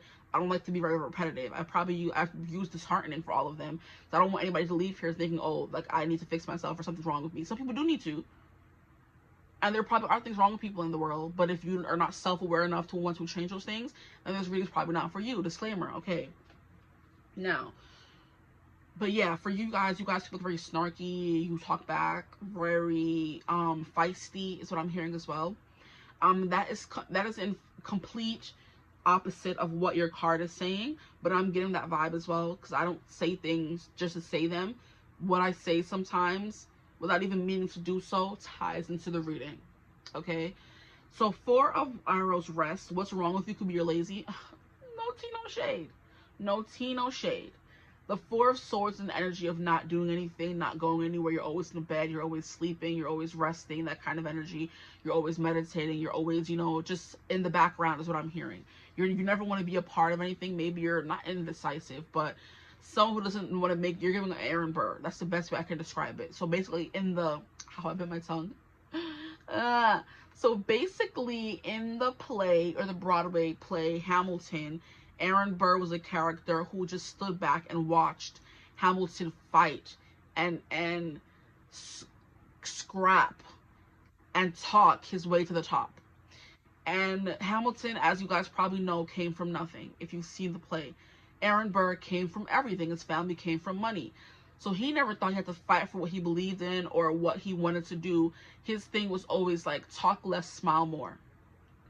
So you never want to get into the fray. You never want to pick a side. He's like, never tell them what you're against or what you're for, because then people will have some kind of control over you. That could be what your problem is, or what's wrong with you, essentially. What's wrong with you. You know what I mean? You're always compliant, or you don't want to get involved. It's a thing coming through. So if someone's in an argument and they're asking you to choose who's right, you're like, oh no, I don't want to get in between. It's giving a people, I'm hearing a few different things. I'm hearing a people pleaser, and I'm hearing a brown nose with a hidden agenda. Now, if you guys grew up watching Disney, you would know that's from the Hilary Duff movie, the Lizzie McGuire movie, where Mrs., I forget what her name is, but there was a teacher who was in charge of all the students that she took to Rome with her, and she called Gordo, who was the very in the background, go with the flow, chill kind of friend. She called him a brown nose with a hidden agenda, because he was always like trying to suck up to her or be next to her during the trip, but he was only doing that because he wanted to, you know, cover for Lizzie. Okay, so it's definitely giving people pleaser. You're too nice, you're too complacent, you're too compliant. You know what I mean? But then that's also the opposite of what I was saying about you being sassy. You know what I mean? So you see how that's already, you know? But that's coming through. And we have something here about this person like just being down and out after being talked down to too many times, being told you never amount to anything. It's kind of like someone tells you to shut up and stay down, and you've stayed down and never fought back against them. Even though you do have that feistiness in you, there's something about not, you know, showing it enough, or using it enough, or just not being it at all, maybe. And that could be something that's wrong with you. I don't know. Or jumping down somebody's throat if you feel triggered in some kind of way, or if someone triggers you, you just remove yourself and become like turned off emotionally. Could be something coming through as well. But the 4 of Swords is all about rest, meditation, not really doing much of anything. And that's definitely something that's coming through for you guys, okay? I'm trying to fix the table to make sure it's like straight. Okay, so we're going to keep this out, 4 of Swords, and we're getting like a butterfly here. So transformation and change is a big thing. Oh, you guys, I got 2 cards, I forget. And then you have the 5 of Cups in reverse. I totally forgot. I've been doing like 2 hours and like 20 minutes of readings. But if you guys chose the Wildwood Tarot, maybe there's like just something like untamed about you. It's definitely giving like a caged beast. You used to be wild and untamed until somebody caged you, and now you're kind of like, I don't feel like it. You know? I hope that makes sense. But the 5 of Cups in reverse, and we have ecstasy for the 5 of Cups, which is a very interesting interpretation of the 5 of Cups. But the 5 of Cups usually represents being sad, crying over spilled milk, not seeing the forest for the trees, not understanding why something happened. Instead of you trying to find meaning in it, you're just like ignoring it. Maybe certain things happen to you for a reason. Instead of you looking deeper, you just fall back and say, yeah, that happened. You know, things happen for a reason in your life, I feel like. And you don't want to look deeper or look any closer than you do now. And that's, like I said, that enabling or complacency. You get too comfortable.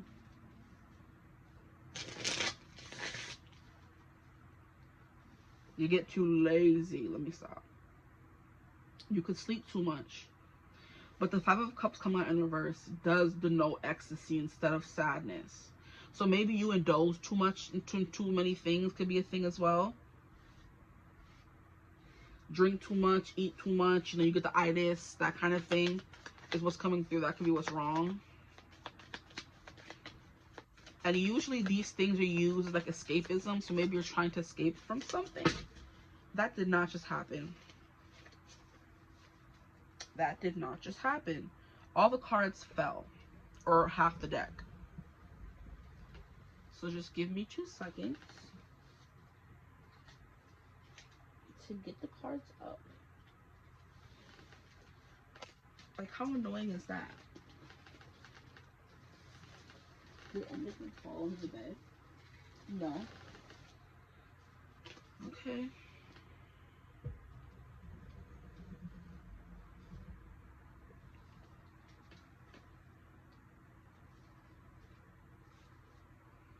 Fix the flowers. Okay.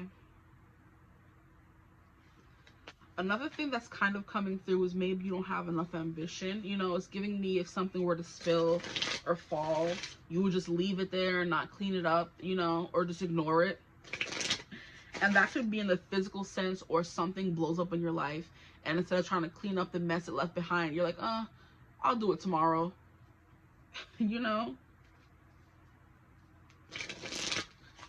So maybe repressing your emotions. That could be the Five of Cups in reverse. At least the person in the Five of Cups upright is dealing with his emotions. He's crying. He's letting it out. So maybe you don't cry or show your emotions, and that's a problem, or what's wrong with you, I guess you could say. We have the Ten of Vessels, happiness. And then we have the Ten of Stones, home, in reverse. Very interesting to come out at the same time. Can I get one more card for what's wrong? With my group 3s, we have Six of Arrows, transition. Yeah, you walk away from things instead of solving them. I do believe you're a little selfish and you put your own happiness above others. And it could lead to like unrest or something like that. Social unrest, emotional unrest. Because Ten of Cups coming out means you yourself are happy. But the house isn't, you know, so it's giving maybe you don't clean up enough. I'm trying to understand what I'm getting from these cards right now. But my first instinct, my first gut feeling said that you only worry about your happiness even if your house isn't happy, and it's giving your house could be physically coming through saying, clean me. You know what I mean? Tidy me up. Okay? You laying in that bed, come and tidy up a little bit, clean these clothes. Declutter me, you know? It'd be something like that. I don't know. We'll see. But that would definitely tie better into what I was getting.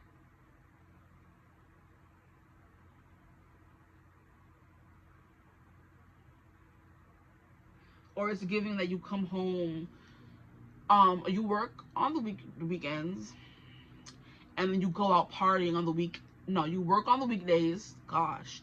And you go out partying on the weekends instead of staying home and cleaning like you should. And then you start the next week with the same dirty clothes or the same dirty space. You know what I mean? Or the same cluttered bedroom or closet or bathroom that you could have dealt with over the weekend, but you decided to neglect it and go party instead, or go out and have fun. You know, that's kind of what I'm getting as well. So your emotional well-being is great, but the place you live in isn't, you know? And I do believe the place you live in ties into your emotional well-being as well. So if it's cluttered in your room or your house, it's going to be cluttered in your mind. Not for everyone, but that's something that does come through pretty often. The Six of Arrows is transitioning. Instead of dealing with stuff, you walk away from it or distract yourself. It's giving escapism in a way. Or instead of dealing with the problems that you have, you run away from them instead. Or you read, or you go out and drink, or you go out and eat, or you go out and, you know, anything else but dealing with the problem.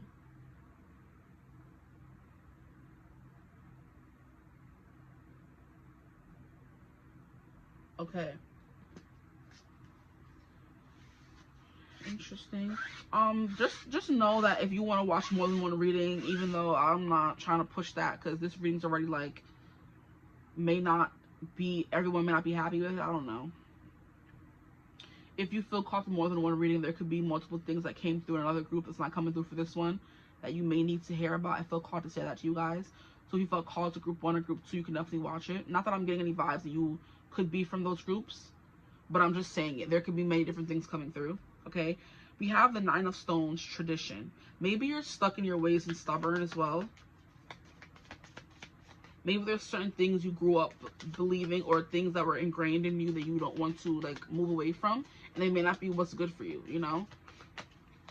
So maybe every day in your household you ate at 9 o'clock at night, and that's not really good for your digestive system, and it's not good for your overall health. And you're like, well, that's how I grew up. You know what I mean? We have 6 of Vessels, reunion, and then we have the 3 of, which is just 3 of Bowls, 3 of Wands in reverse. Yeah, it's giving you don't move around a lot. Maybe you don't exercise enough. Stuff that's coming through. You don't move your body enough. You have like a lot of cups coming through, so your emotional well-being is coming through a lot. We have 2 6s coming through, and 6s always give me healing, soulmates, and sacredness. Sacredity. I'm hearing incredulity. Incredulity. I know that's a word. It's like when you're just like, did you actually just do that? You're like gobsmacked.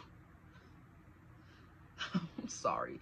I'm hearing triggered and traumatized.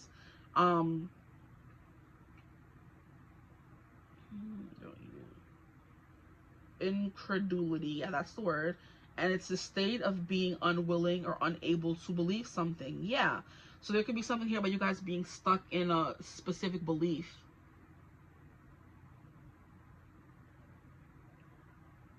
That when people are trying to tell you something that's better, you're like, this is how it's always been, I'm gonna keep it this way. That's not always the best, which is definitely giving stubborn, for real. You don't want to see other people's perspectives, you know? So you kind of retreat from the world emotionally is the vibe that's coming through for what could be wrong with you. With the 4 of Swords, it does mean rest, it does mean meditation, but it does mean more time isolated on your own as well. So you're not around people, you're not seeing how things should be done, you're just set in your ways. It's something that's coming through. But I'm like, I'm hearing incredulity. It's like when you're incredulous about something, we're just like, what? That didn't just happen, you know? But it's like you're unwilling or unable to believe something. So someone's telling you this has to change, and you're like, nope, I'm good, it's fine, you know? That's enough of these cards. I'm not gonna take it no more, even though they shuffle so beautifully. Oh, I love it here. I just love shuffling cards. These readings will be hours long. Like, shout out to Lotus Tao Tarot. She be doing readings for hours, and I'm like, sis, like, yes, put in that work. Like, I wish I could. Like, I could. But I'm just like, child, that's a long time now. I only have a specific amount of time for everybody comes home and busts up in the room and starts making noise. So I have to keep it to a minimum when I'm doing these readings, you know? That's what I be saying when I have restrictions. I can't just film whenever I want. I have to go move around my work schedule. And then when I'm at home, I don't live by myself. I live with family. They're always making noise. They're always, you know, I can't film whenever I want, you know. Family could also be something as well. What's wrong with you? Your family has, like I said, instilled certain values or traumas or stigmas or beliefs in you that are not really true, you know. They could have told you you're lazy and you can't do anything. You're good for nothing. And you just stuck by that belief of, I'm never going to amount to anything. It's like, that's a lie. Okay? The lie detector determined that that was a lie. You are not the father. Okay? Some of you could not be the father, and that's what's wrong in your life as well. You are taking care of kids, but not your kids. So, wow, that was very specific.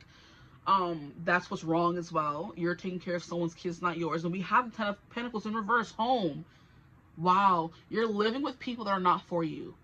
It could be as simple as that, family, friends, whatever. You're surrounded by people who do not have your best intentions at heart, or the way they're living is not how you're meant to live. So for example, you could be a vegan and you live in a house full of people who eat meat, and they don't accommodate you at all. They just buy meat, and you're on your own, literally buying all the things you have to eat, or else you'll starve in the household. They're like, oh, it's a choice. You better eat that meat.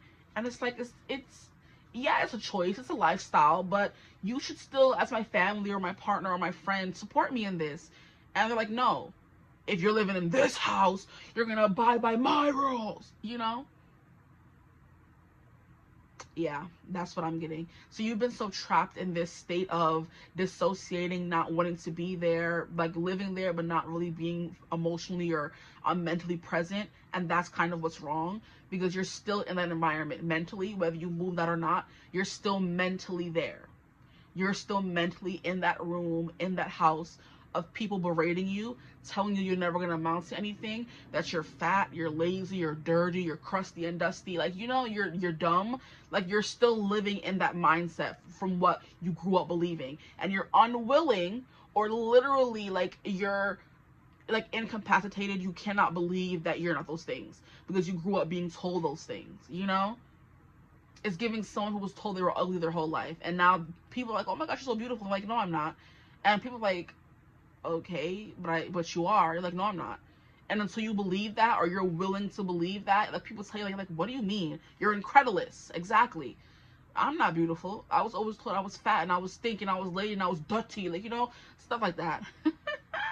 And you're like, I'm not beautiful. And I'm like, yeah, you are. I think so. No.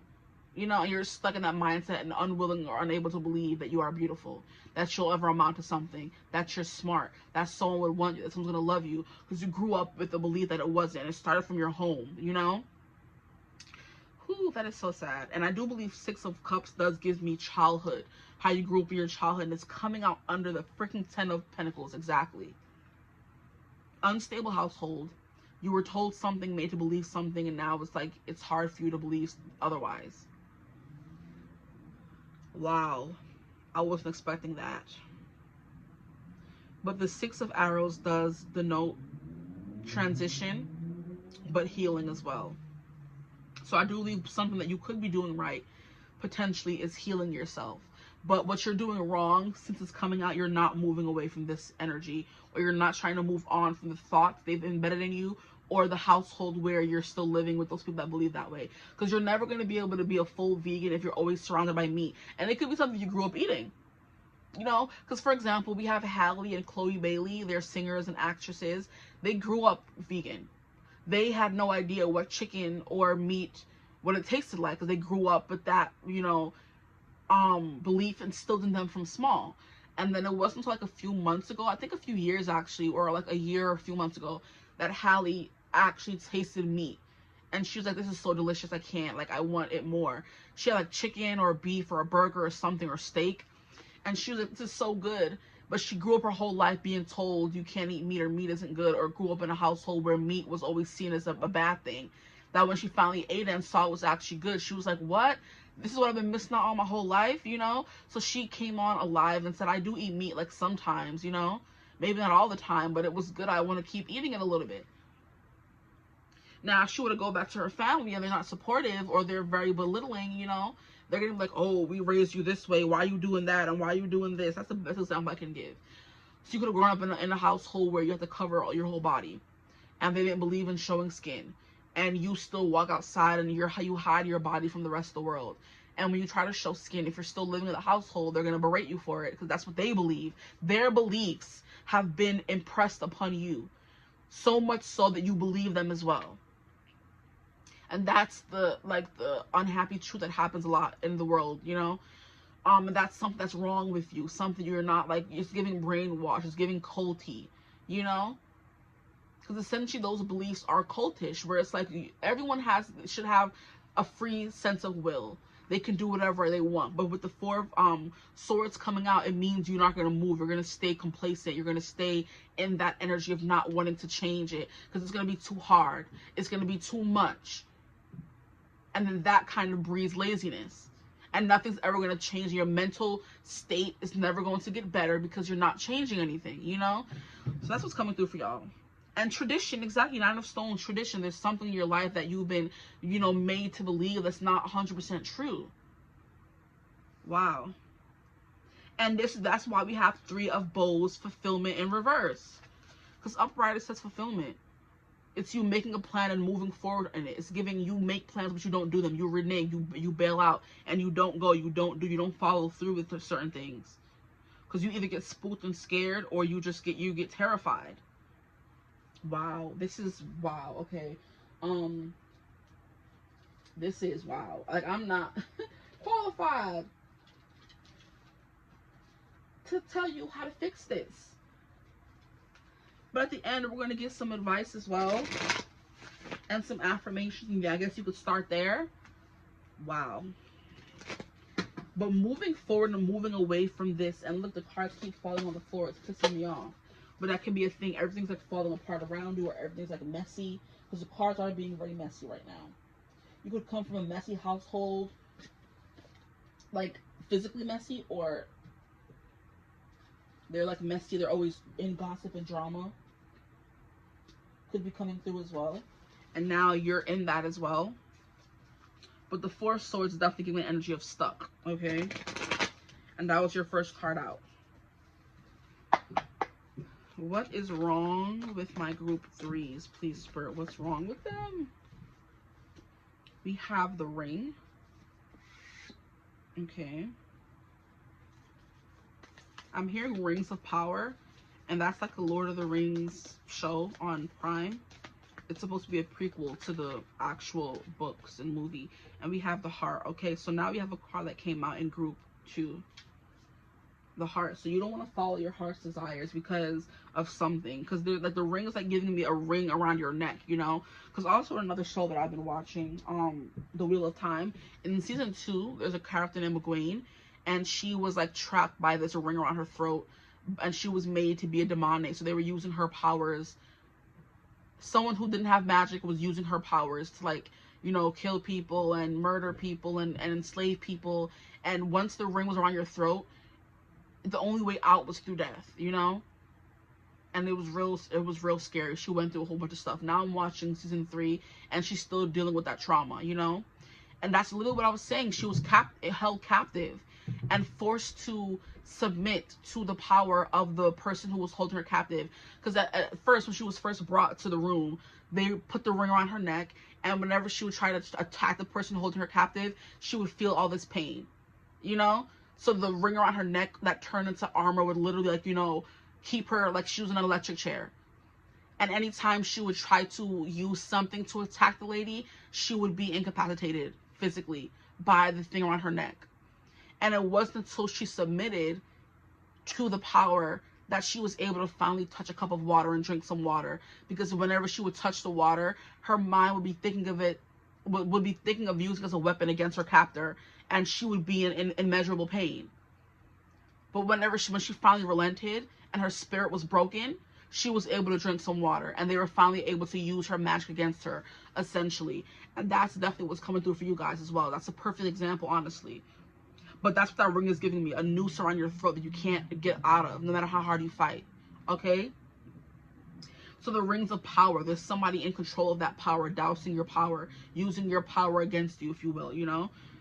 Let's get into some archetype cards before I start reading for what those two, the Heart and the Ring, mean. I read for the Heart in group 2, but I haven't read. Wow. And look, the cards keep freaking falling. Yo, I'm getting annoyed at this point. Maybe everything like falls when you try to do stuff. Maybe it's like because things are so messy and cluttered and crowded that, you know, things are always falling. Or that's just like, you know, like when you, the anger we all feel when a jacket gets hooked on the door or your key gets attached to something, like that burst, or you hit your toe in the jam. It's like bad luck or something.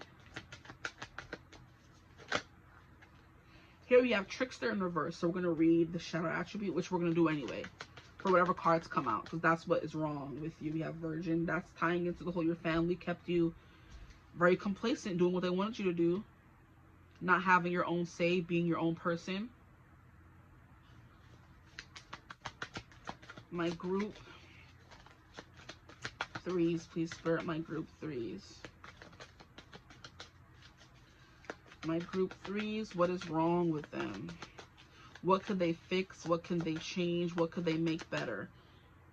is what I'm going to say. What could they make better? What could they improve upon? Is the perfect phrasing. What could my group 3s improve upon? We have King in reverse. Okay, that's going to be upright because we have to read. And can I get one more card, please, for my group 3s? We did have cards fall. Like, I wish the... Yo, I'm going to have to move this again. Just give me a second. Or I can just try to...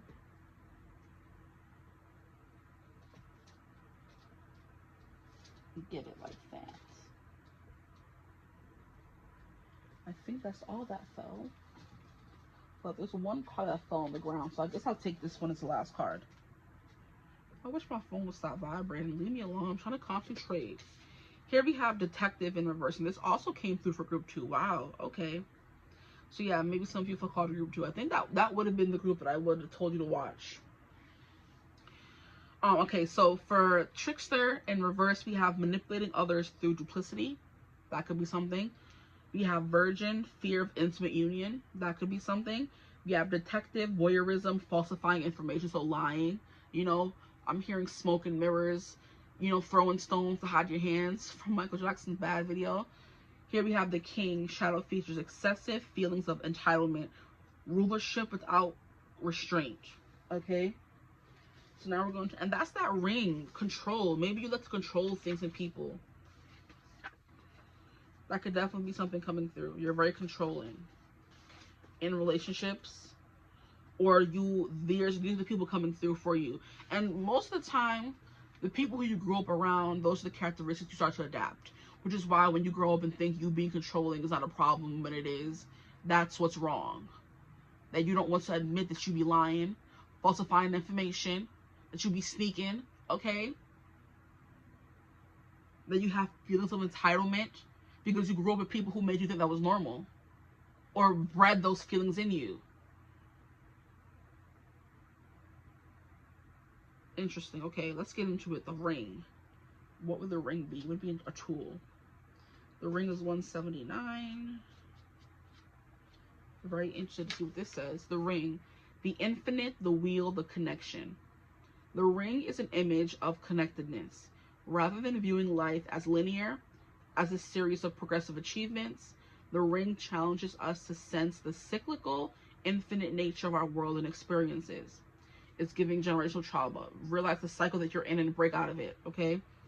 Beginnings and endings fall by the wayside as we practice seeing ourselves as a part of the cosmic circularity of creation. For this reason, it's no surprise a ring is worn on the finger to represent eternal love, and we have the heart. So maybe you're scared of marriage and commitment, which was group 2. Yes.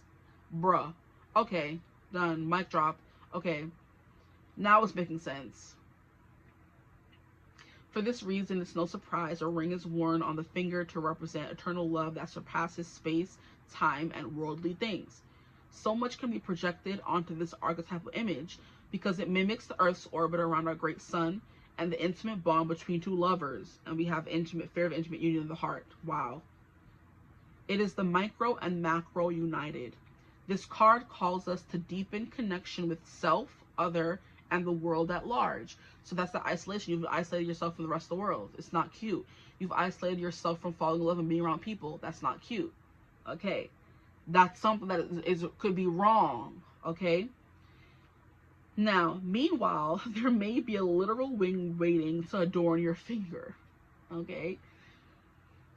Maybe you're trying to be controlling of the partner you're with by telling him, I want to be married right now. And that person may not be ready, but you're forcing it onto them. Or someone could be forcing that onto you, but I think it could be you. When light, connectedness, humility, sacred cycles. When dark, unconscious, repetition, repeating bad cycles, starving for connection. I think that's you guys. Go deeper. Rilks, I live my life in widening circle. Rilk, R-I-L-K-E''. Rilks or Rilks. I live my life in widening circles. Let's see what that says. I'm coming. Give me a second. I can never do nothing. I live my There it is. What is it? Quick answer. Rainer Maria Rilke's poem, I Live My Life in Widening Circles, is open to multiple interpretations, but it is essentially about the relationship between an individual and the world, and between an individual and God. So it's a poem.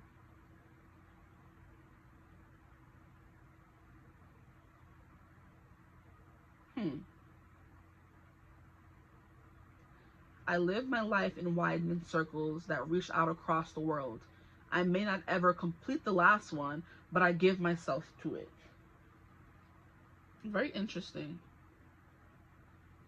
So go read that poem and you may find your own interpretation of it. I don't want to interpret my interpretation because the reading isn't about me, but that's the vibe that's coming through. If you want to go deeper with the ring, read that. I live my life in widening circles. I love that they have this. If you want to start anywhere, start with that.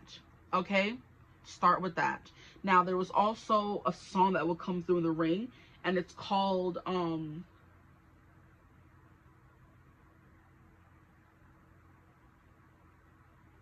Wild is the Wind by Nina Simone. So I'm just going to say it before we even get there, but that's coming through for you guys. And it says, study images of the mandala, the unus mundus, the Ouroboros, and the medicine wheel. This is the Ouroboros, I believe it is. Or the Ouroboros is the snake eating its own tail.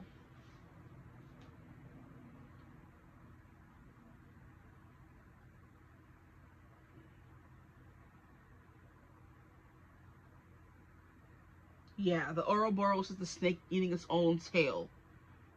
The unus mundus, I don't know, this is infinity. So everything is in a circle, the ring, it's all connected. So everything that has happened to you that you've been doing, it could have been a cycle. And it's funny how I use like cult.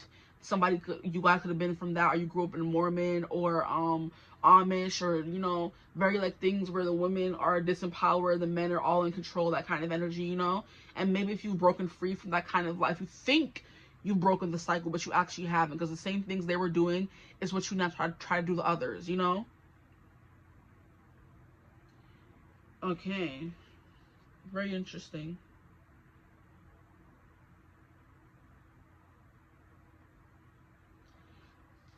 But Ouroboros represents the eternal cycle of destruction and rebirth, wholeness and infinity. So yeah, there's something here about you having to break that cycle and be reborn again. Okay? I am going to read for the heart, because that would be wrong to not to. Whether I write or not, the heart is 125. The heart, the home, the center, the throne. And yeah, the 10 of Pentacles did, in reverse, did come through in group 2. I can't recognize it because I pulled from different cards. And sometimes I say, oh, this card came out because it looks familiar. But the 10 of Pentacles in reverse did come through for group 2 as well. So you could feel called to that group as well because of that. And then this card came out and so did this. So just putting it out there. I hope you guys can see the detective. We can put him right there if you can't see him. Okay. The home, the center, the throne. It is possible from an imaginal point of view to sense the heart as a place. Either we are there within the realm of expansion and compassion, or we have drifted somewhere else. There is no in between. It is common for us to leave this archetypal center without realizing it, as the world, with its seductive twists and turns, offer us frequent departure. We may even become a stranger to the landscape of the heart, leaving it vacant for long stretches of time. The seat of the heart is often reclaimed by nature, music, dance, and the presence of children and animals. This card encourages us to move past the layers of life's tangles and knots and enter the wild and sacred center of the self. The most precious throne in the galaxy is awaiting your return, the self. Okay? So there's something here about you being disconnected from yourself and the world. Because the world is coming through in the ring and the poem they wanted you to read. Okay? The heart is, this is like giving galaxy versus yourself and what's inside of you. So denying yourself what you want. But there's something about group 2 that was saying they had a family and people there for them. They were abundant in family and love. and they were just ignoring those people, you guys are giving me, you may not have like a very stable household or friendship group, which is why you're always on your own, resting and sleeping. It's kind of giving depression because you don't really have anybody there to hold you accountable or make you feel safe and loved, which is why you refrain from building close connections to people. Because if you can't even trust your own family, then who can you trust? Is the vibe that's coming through. Group 2 was given a different altogether. Go watch theirs if you want to get into their trauma, okay?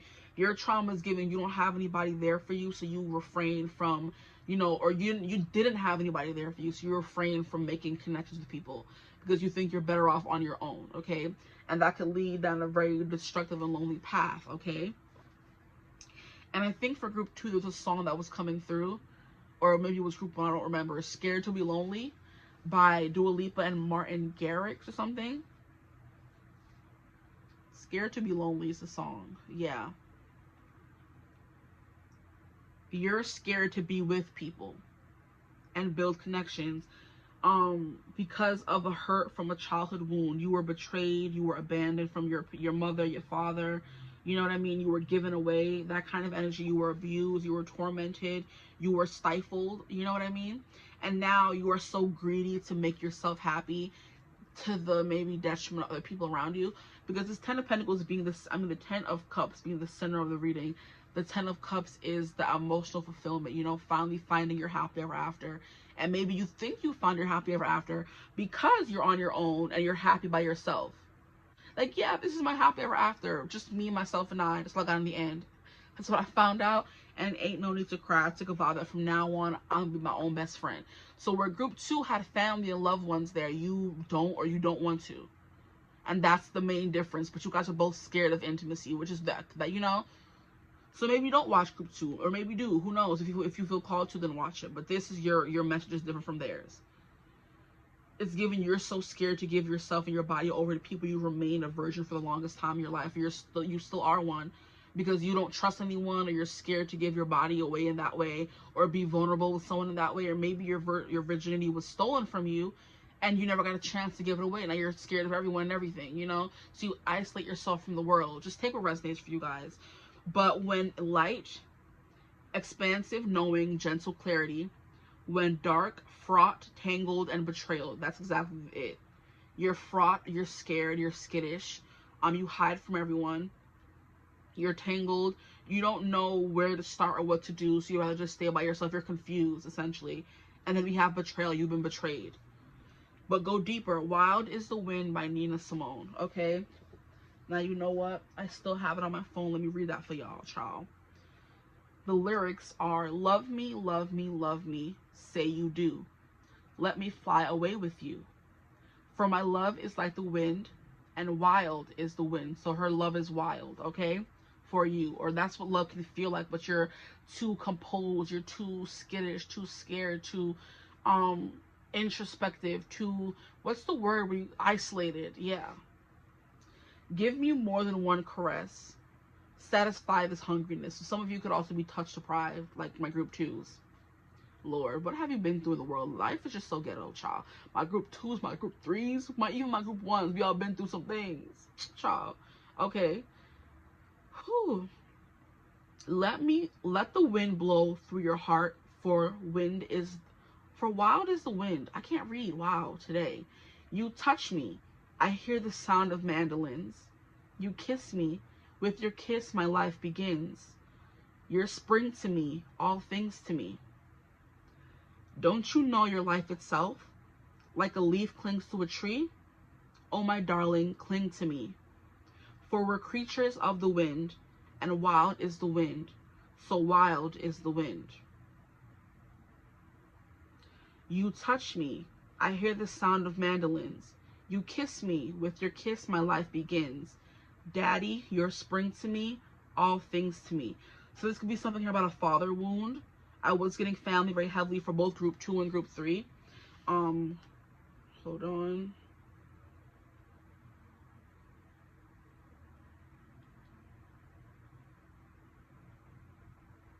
I want to write, what is it about? Just to get somebody's interpretation.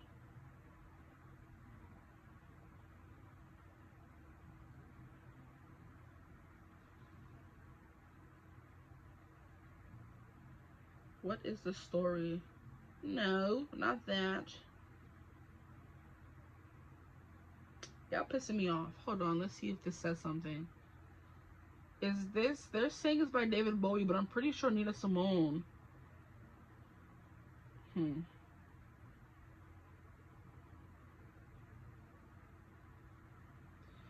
So, by Philosophy. No comment yet? Unbelievable. This is such a beautiful song. I think it's about love. About a love that feels very strong, but the person who sings it knows that this love can go wrong. Like the leaf clings to the tree, oh my darling, cling to me, which is part of the song. The leaf is attached to the tree, but can still blow away easily. For we're like creatures of the wind, and wild is the wind, wild is the wind. We are both wild, and we both know what will become of us in the future. These are interpretations of the song. Okay. But yeah, there's something here about that. Like somebody, you're asking someone to cling to you, to care for you, to love you, at the same time knowing there's a good chance they'll leave and you'll lose them. But you're still willing to risk that. And that's what it means to live in a heart-centered existence. You know? Let me keep moving on. We've read from those, we've read from these, but now we're going to get into what is right about you. We've got into what could be wrong. We're going to get into what is right. Anything else? We pull from the tarot these cards. So we're starting off with the what is right with you by reading the positive attributes for these cards, okay? So transcending convention, stuffiness, and predictable behavior, okay?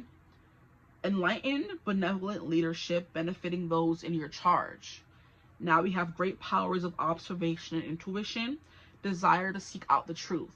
Now, I've been talking for too long now, but my voice is getting croggy, okay? And then we have maintaining symbolic purity of heart, mind, and spirit, okay? Or symbolic purity of heart and spirit. So I think those could be the things that could go right if you were to, you know, get rid of the things or isolate or, you know, relinquish or tarnish things that are wrong. Hope I'm saying it right. Now we're going to get into what is right by pulling the cards. Where do the cards go? They're right here.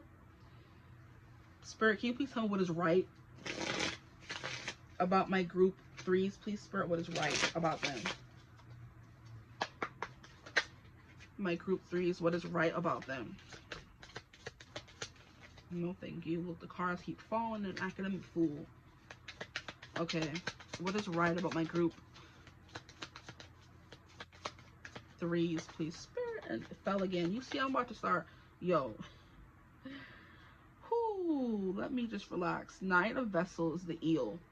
The Knight of Vessels, the Knight of Cups. There's something that's like very loving about you, very open, but I feel like you don't let the world see it. Which is what I was saying in the beginning about you being feisty and spirited and full of life and wanting to experience all these things. But based on how you grew up or what you believe you're supposed to be or who you actually are, you don't allow yourself to express those parts of yourself, okay? The card that fell is the Four of Stones, protection. You're very good at protecting yourself and other people. I do believe there's something about you that cares about the well-being of others as well. So maybe you put others first to the detriment of yourself as well.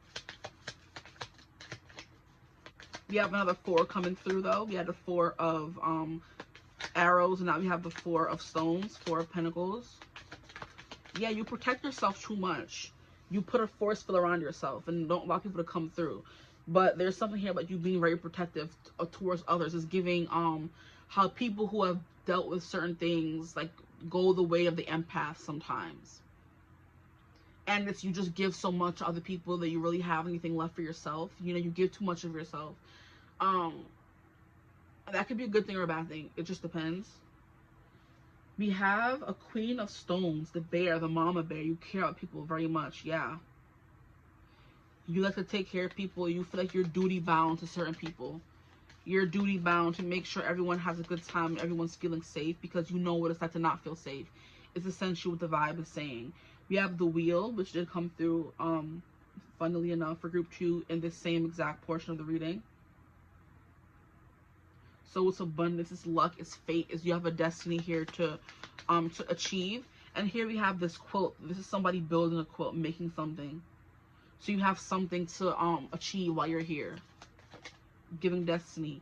You have the King of Vessels, the King of Cups, the Heron. So you're meant to go from the Knight of Cups to the King of Cups.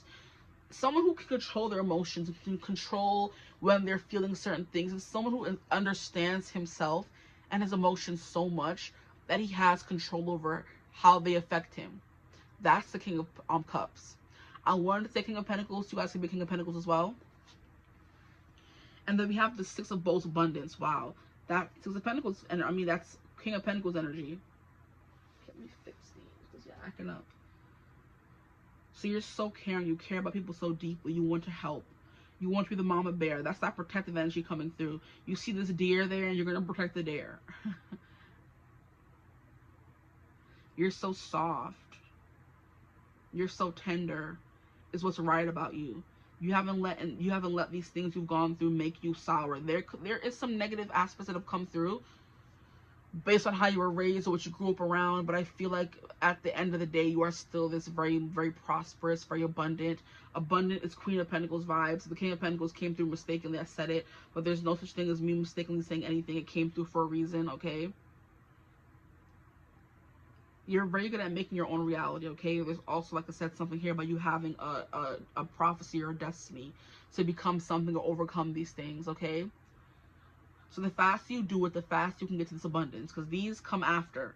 The King of Vessels, complete emotional control of your emotional realm and complete understanding of yourself and who you are as a person and why these things happen and being able to overcome them comes after you deal with them, essentially. Because even in the wheel, we have the moon here and we have the sun over here. It's the transition. The wheel is a transition, a turn from being in the dark to being in the light. So understanding why things happened. You know what I mean? Clarity. You comprehension, you know? And then after that, the Six of Bowls, which is abundance, and it's also victory and success, okay? And that was also a very heavy theme in group 2. So yeah, that's what's going right about you. You are on your way to abundance and success. I do believe that you guys are farther along than group 2. So maybe just don't watch it because those things came through here anyway. That you are farther along than them, okay? They have the Knight of Cups in reverse. You have it upright. You have this Queen of Pentacles energy where you take care of people. You take care of other living creatures, animals, kids, babies. That could be your thing in life, to take care of others. But first, you have to take care of yourself. You can't overgive and overextend yourself all the time. You have to learn to reach this emotional boundary, is what it's saying, is what it's coming through. You have to put up an emotional boundary for certain people and say, hey, I do want to help, but I can't give you all of me, okay? And that will lead to you being in control of your emotions better, you being more emotionally happy and prosperous, and then it will lead to you feeling victorious, okay? So you guys are definitely farther along than group 2, so just clap yourself on the back for that. No need to watch your group. No need. I think you guys' stories are different, but it still stems from a feeling of not feeling good enough, self-esteem, okay? Now, what else are we going to pull from now? We're going to get into some messages from Spirit. From the angels is what the deck is called. Where is it? Yeah. Pocket Angel. What they have to say, we're going to see what they have to say. But the fact that we have the Rings of Power coming through, and I do believe at the end of Rings of Power, you have the power to overcome, period. But also the, Lord, I keep saying, sorry. I have to get my thoughts together. They're racing. At the end of the situation with Egwene in the Wheel of Time, she was able to overcome and outsmart the person who was holding her captive. Because the only way to get free of the neck thing, the necklace, whatever, the ring that the person puts around your neck as soon as they capture you to be able to control your magic and use it as their own, you die, or the person has to die for it to be unreleased. So I believe that Egwene ended up putting the ring right back around her throat, and she became her master while the girl was her master, you know? So Egwene was the girl's master while the girl was Egwene's master. And the only way you're able to get out of it was if your master released you. So Egwene was like, you want to be released from the chain that's choking you right now? Release me first and I'll release you. And the girl was like, if you don't release me, we both die. Egwene was willing to take that chance and said, okay, we're both gonna die then.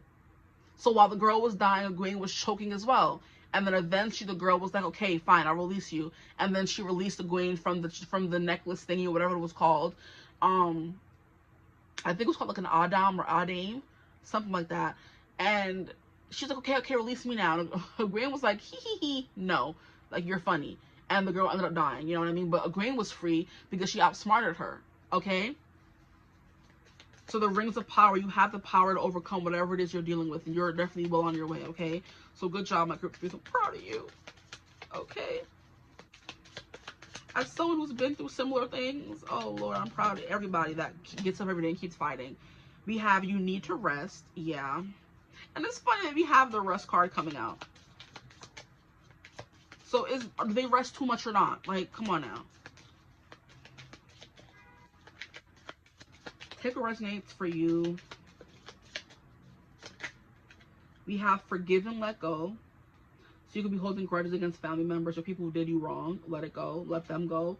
We have figure out what you really want before moving forward. That's what I was definitely saying. It's time for you to hanker down and figure out what you want and where you want to go in order to move toward that and win and become successful. Do you want to heal? Do you want to, you know, have a come up or glow up? Or do you want to stay stuck? The answers in a book exactly came out for group 2. This is crazy. The comparisons, the relations, I meant to say similarities, okay? I can't talk. And another card fell. Oh my gosh, guys. I'm going to scream. Did it fall upright? Help is on the way is what the card said. I'm not fighting to get the card. I'm sorry. Help is on the way. We have let it unfold. It is out of your control. It's above me now. That card is where it's at. We have speak your mind. Definitely. You've been repressing that. Speak your mind. Spend more time outdoors. Nature. And it's funny how you guys got the Wildwood Tarot. Yeah, absolutely. It's time for you to be untamed, okay? Live your life for you and stop caring what people, family, whatever has to say. Here it says, yes, this is part of your destiny. And what the heck did I say with the Wheel of Fortune? Bruh. Stop it. You have a destiny, and overcoming this is a part of your destiny. So thank you for, you know, bearing with me. Nobody wants to hear what's wrong with them, but the fact that you're self-aware enough to be, you know, open to even hearing what I have to say. Thank you for being here, okay? Leave a little star in the comments if you made it this far. Anything else for my group 3s, please, Spirit? Anything else for my group 3s? The next part of the reading, I'm going to be going over affirmations that you need to tell yourself. And another card fell. You see, this is definitely giving me things coming out of nowhere as well. We have create a vision board, okay? Things coming out of nowhere. Where the bumba did the card go? Oh, it's right here. Like, it make no type of sense why you acting like this, and this one fell face down, so I can't even see what it says. Just give me 2 seconds. We have it's time to take the lead. Also came through in group 2. I'm sorry if I keep mentioning them. Okay, it's time to take the lead. And I think that's good enough. It's an even number, but one fell on the floor. One more to make it even. Wow, we have take it slow. So take your time, Pasta. No need to rush. It's time to take the lead, yes, but it's time for you to do it properly. And don't wear yourself out, okay? So now we're going to move on to the affirmations that you guys need to incorporate into your life that could help you. And like I've been saying for all 3 groups, what I like to do when it comes to affirmations is put them as a reminder on my phone. And it reminds me every day to say those affirmations. And it takes about 6 months, I've heard, to adopt the habit. So if you want it to become a habitual for you to believe those things or for it to become a part of your life, then you need to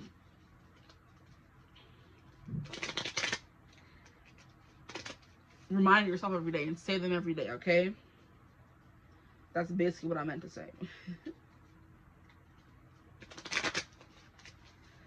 Okay, let's see what comes through for you guys. You could write these down in your reminder so that it reminds you on the daily so you know what to say. My group threes, please, Spirit, some affirmations for them. Like, why are these cards acting stupid? I don't care if I shuffled you wrong. Sit down and be quiet. Okay. I lovingly release any relationship that has run its course. Oof. I felt that. Oh my gosh. Yeah. I trust that when I put out good energy, the universe will bless me with positive health and wellness. Health and healing.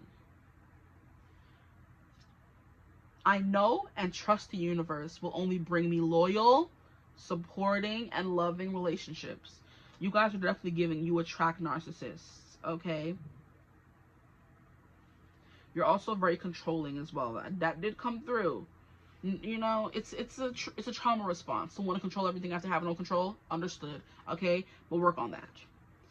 I nourish my body with healthy food.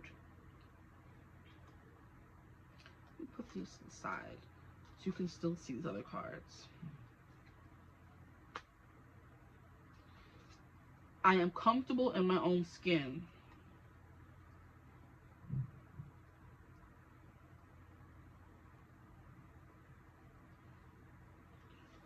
What else do you have for my group threes, please? Spirit out my group threes. What else? We have, I spread love to those around me and it returns in abundance. Definitely. That's what you need to do because you are too giving with your time and your energy. So you have to affirm that the time and energy I'm giving to other people is coming back to me. Okay? Thank you. How many do we have out? We have 1, 2, 3, 4, 5, 6. I want to get like 2 more. My group threes, please, Spirit, my group threes. I am loved. I am kind to myself today and those around me. I am loved. We have a lot about love and relationships coming through, guys. The colors, purple can be important. Purple is crown chakra energy, but it's giving love and relationships in this deck. Anything else for my group? Okay. More love and relationships. We have, I always receive money with ease and grace. Thank you. Abundance and prosperity. My potential is limitless. Abundance and prosperity. So focus on relationships, abundance, and prosperity for y'all. Here, I listen to my body's needs, health, and healing.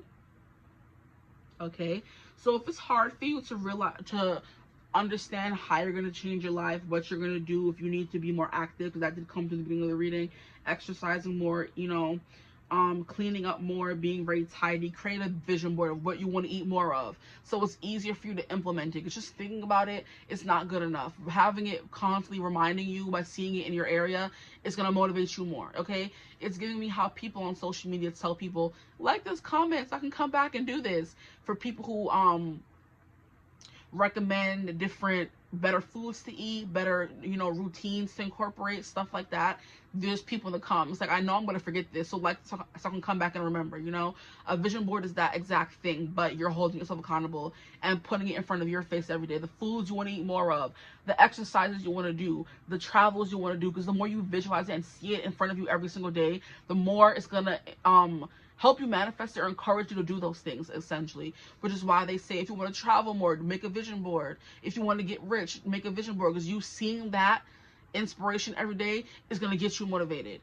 And that's why I was also saying, put these as reminders in your phone, so you see it every day, and before you know it, just becomes a part of you, you know? Okay, now we have, I am grateful for a wonderful new day. Gratitude. I enjoy exercising my body and strengthening my muscles. So your muscles could use strengthening, and that's something that you need to focus on as well.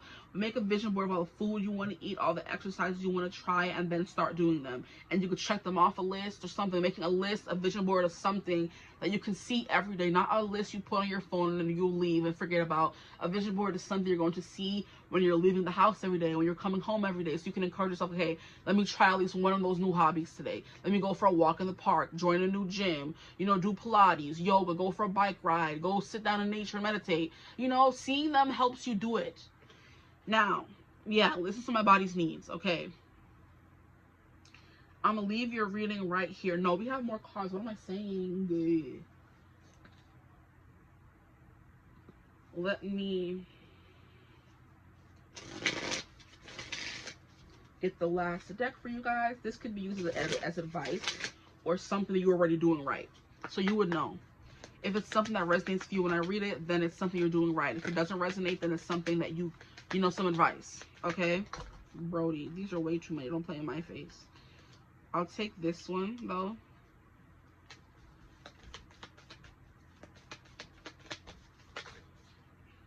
Okay. Both are pretty blue. I love the color. Okay. The first one says, do the opposite. Feeling stuck? Switch up your routine. Say yes to things you would normally say no to. What is no longer working is dead. Nothing new can come into your life if you stay in your comfort zone. So getting out of your comfort zone, doing the opposite of what you're doing right now. If you go to sleep at this time, go to sleep the opposite time. If you eat this, eat the opposite of that. You know, if you walk in one direction to work, walk in the opposite direction. Let me stop. Try a new route. Okay. Look for miracles. Big and small things are happening for you. Don't ignore them. Sometimes you don't notice them until they occur. Connect the dots, find the patterns, and open your eyes, and you'll see miracles, okay? Look for miracles. It's giving patterns, synchronicities. Some of you do, but sometimes we see the number and we don't look deeper into what the number may mean or what it's telling us or what we're thinking about in the moment, and that's where we kind of go wrong. And the number will keep appearing until you remember or do or, you know, understand why it's showing up. So big and small things are happening for you. Don't ignore them. Sometimes you don't notice them until they occur. Connect the dots, find the patterns, and open your eyes, and you'll see miracles. So find the dots and connect the patterns, okay? Keep your eye open for miracles. But now I'm going to leave you reading right here. I hope this reading resonated. If it did, feel free to like, comment, and subscribe. Join the tribe. I'd love to have you. If you would ever like to book a personal reading with me, you could always get in contact with me. Use my email in the description box below. But I hope you're having a beautiful, wonderful day whenever you're watching this reading. And as always, I will see gorgeous people in the next one. Mwah. Bye.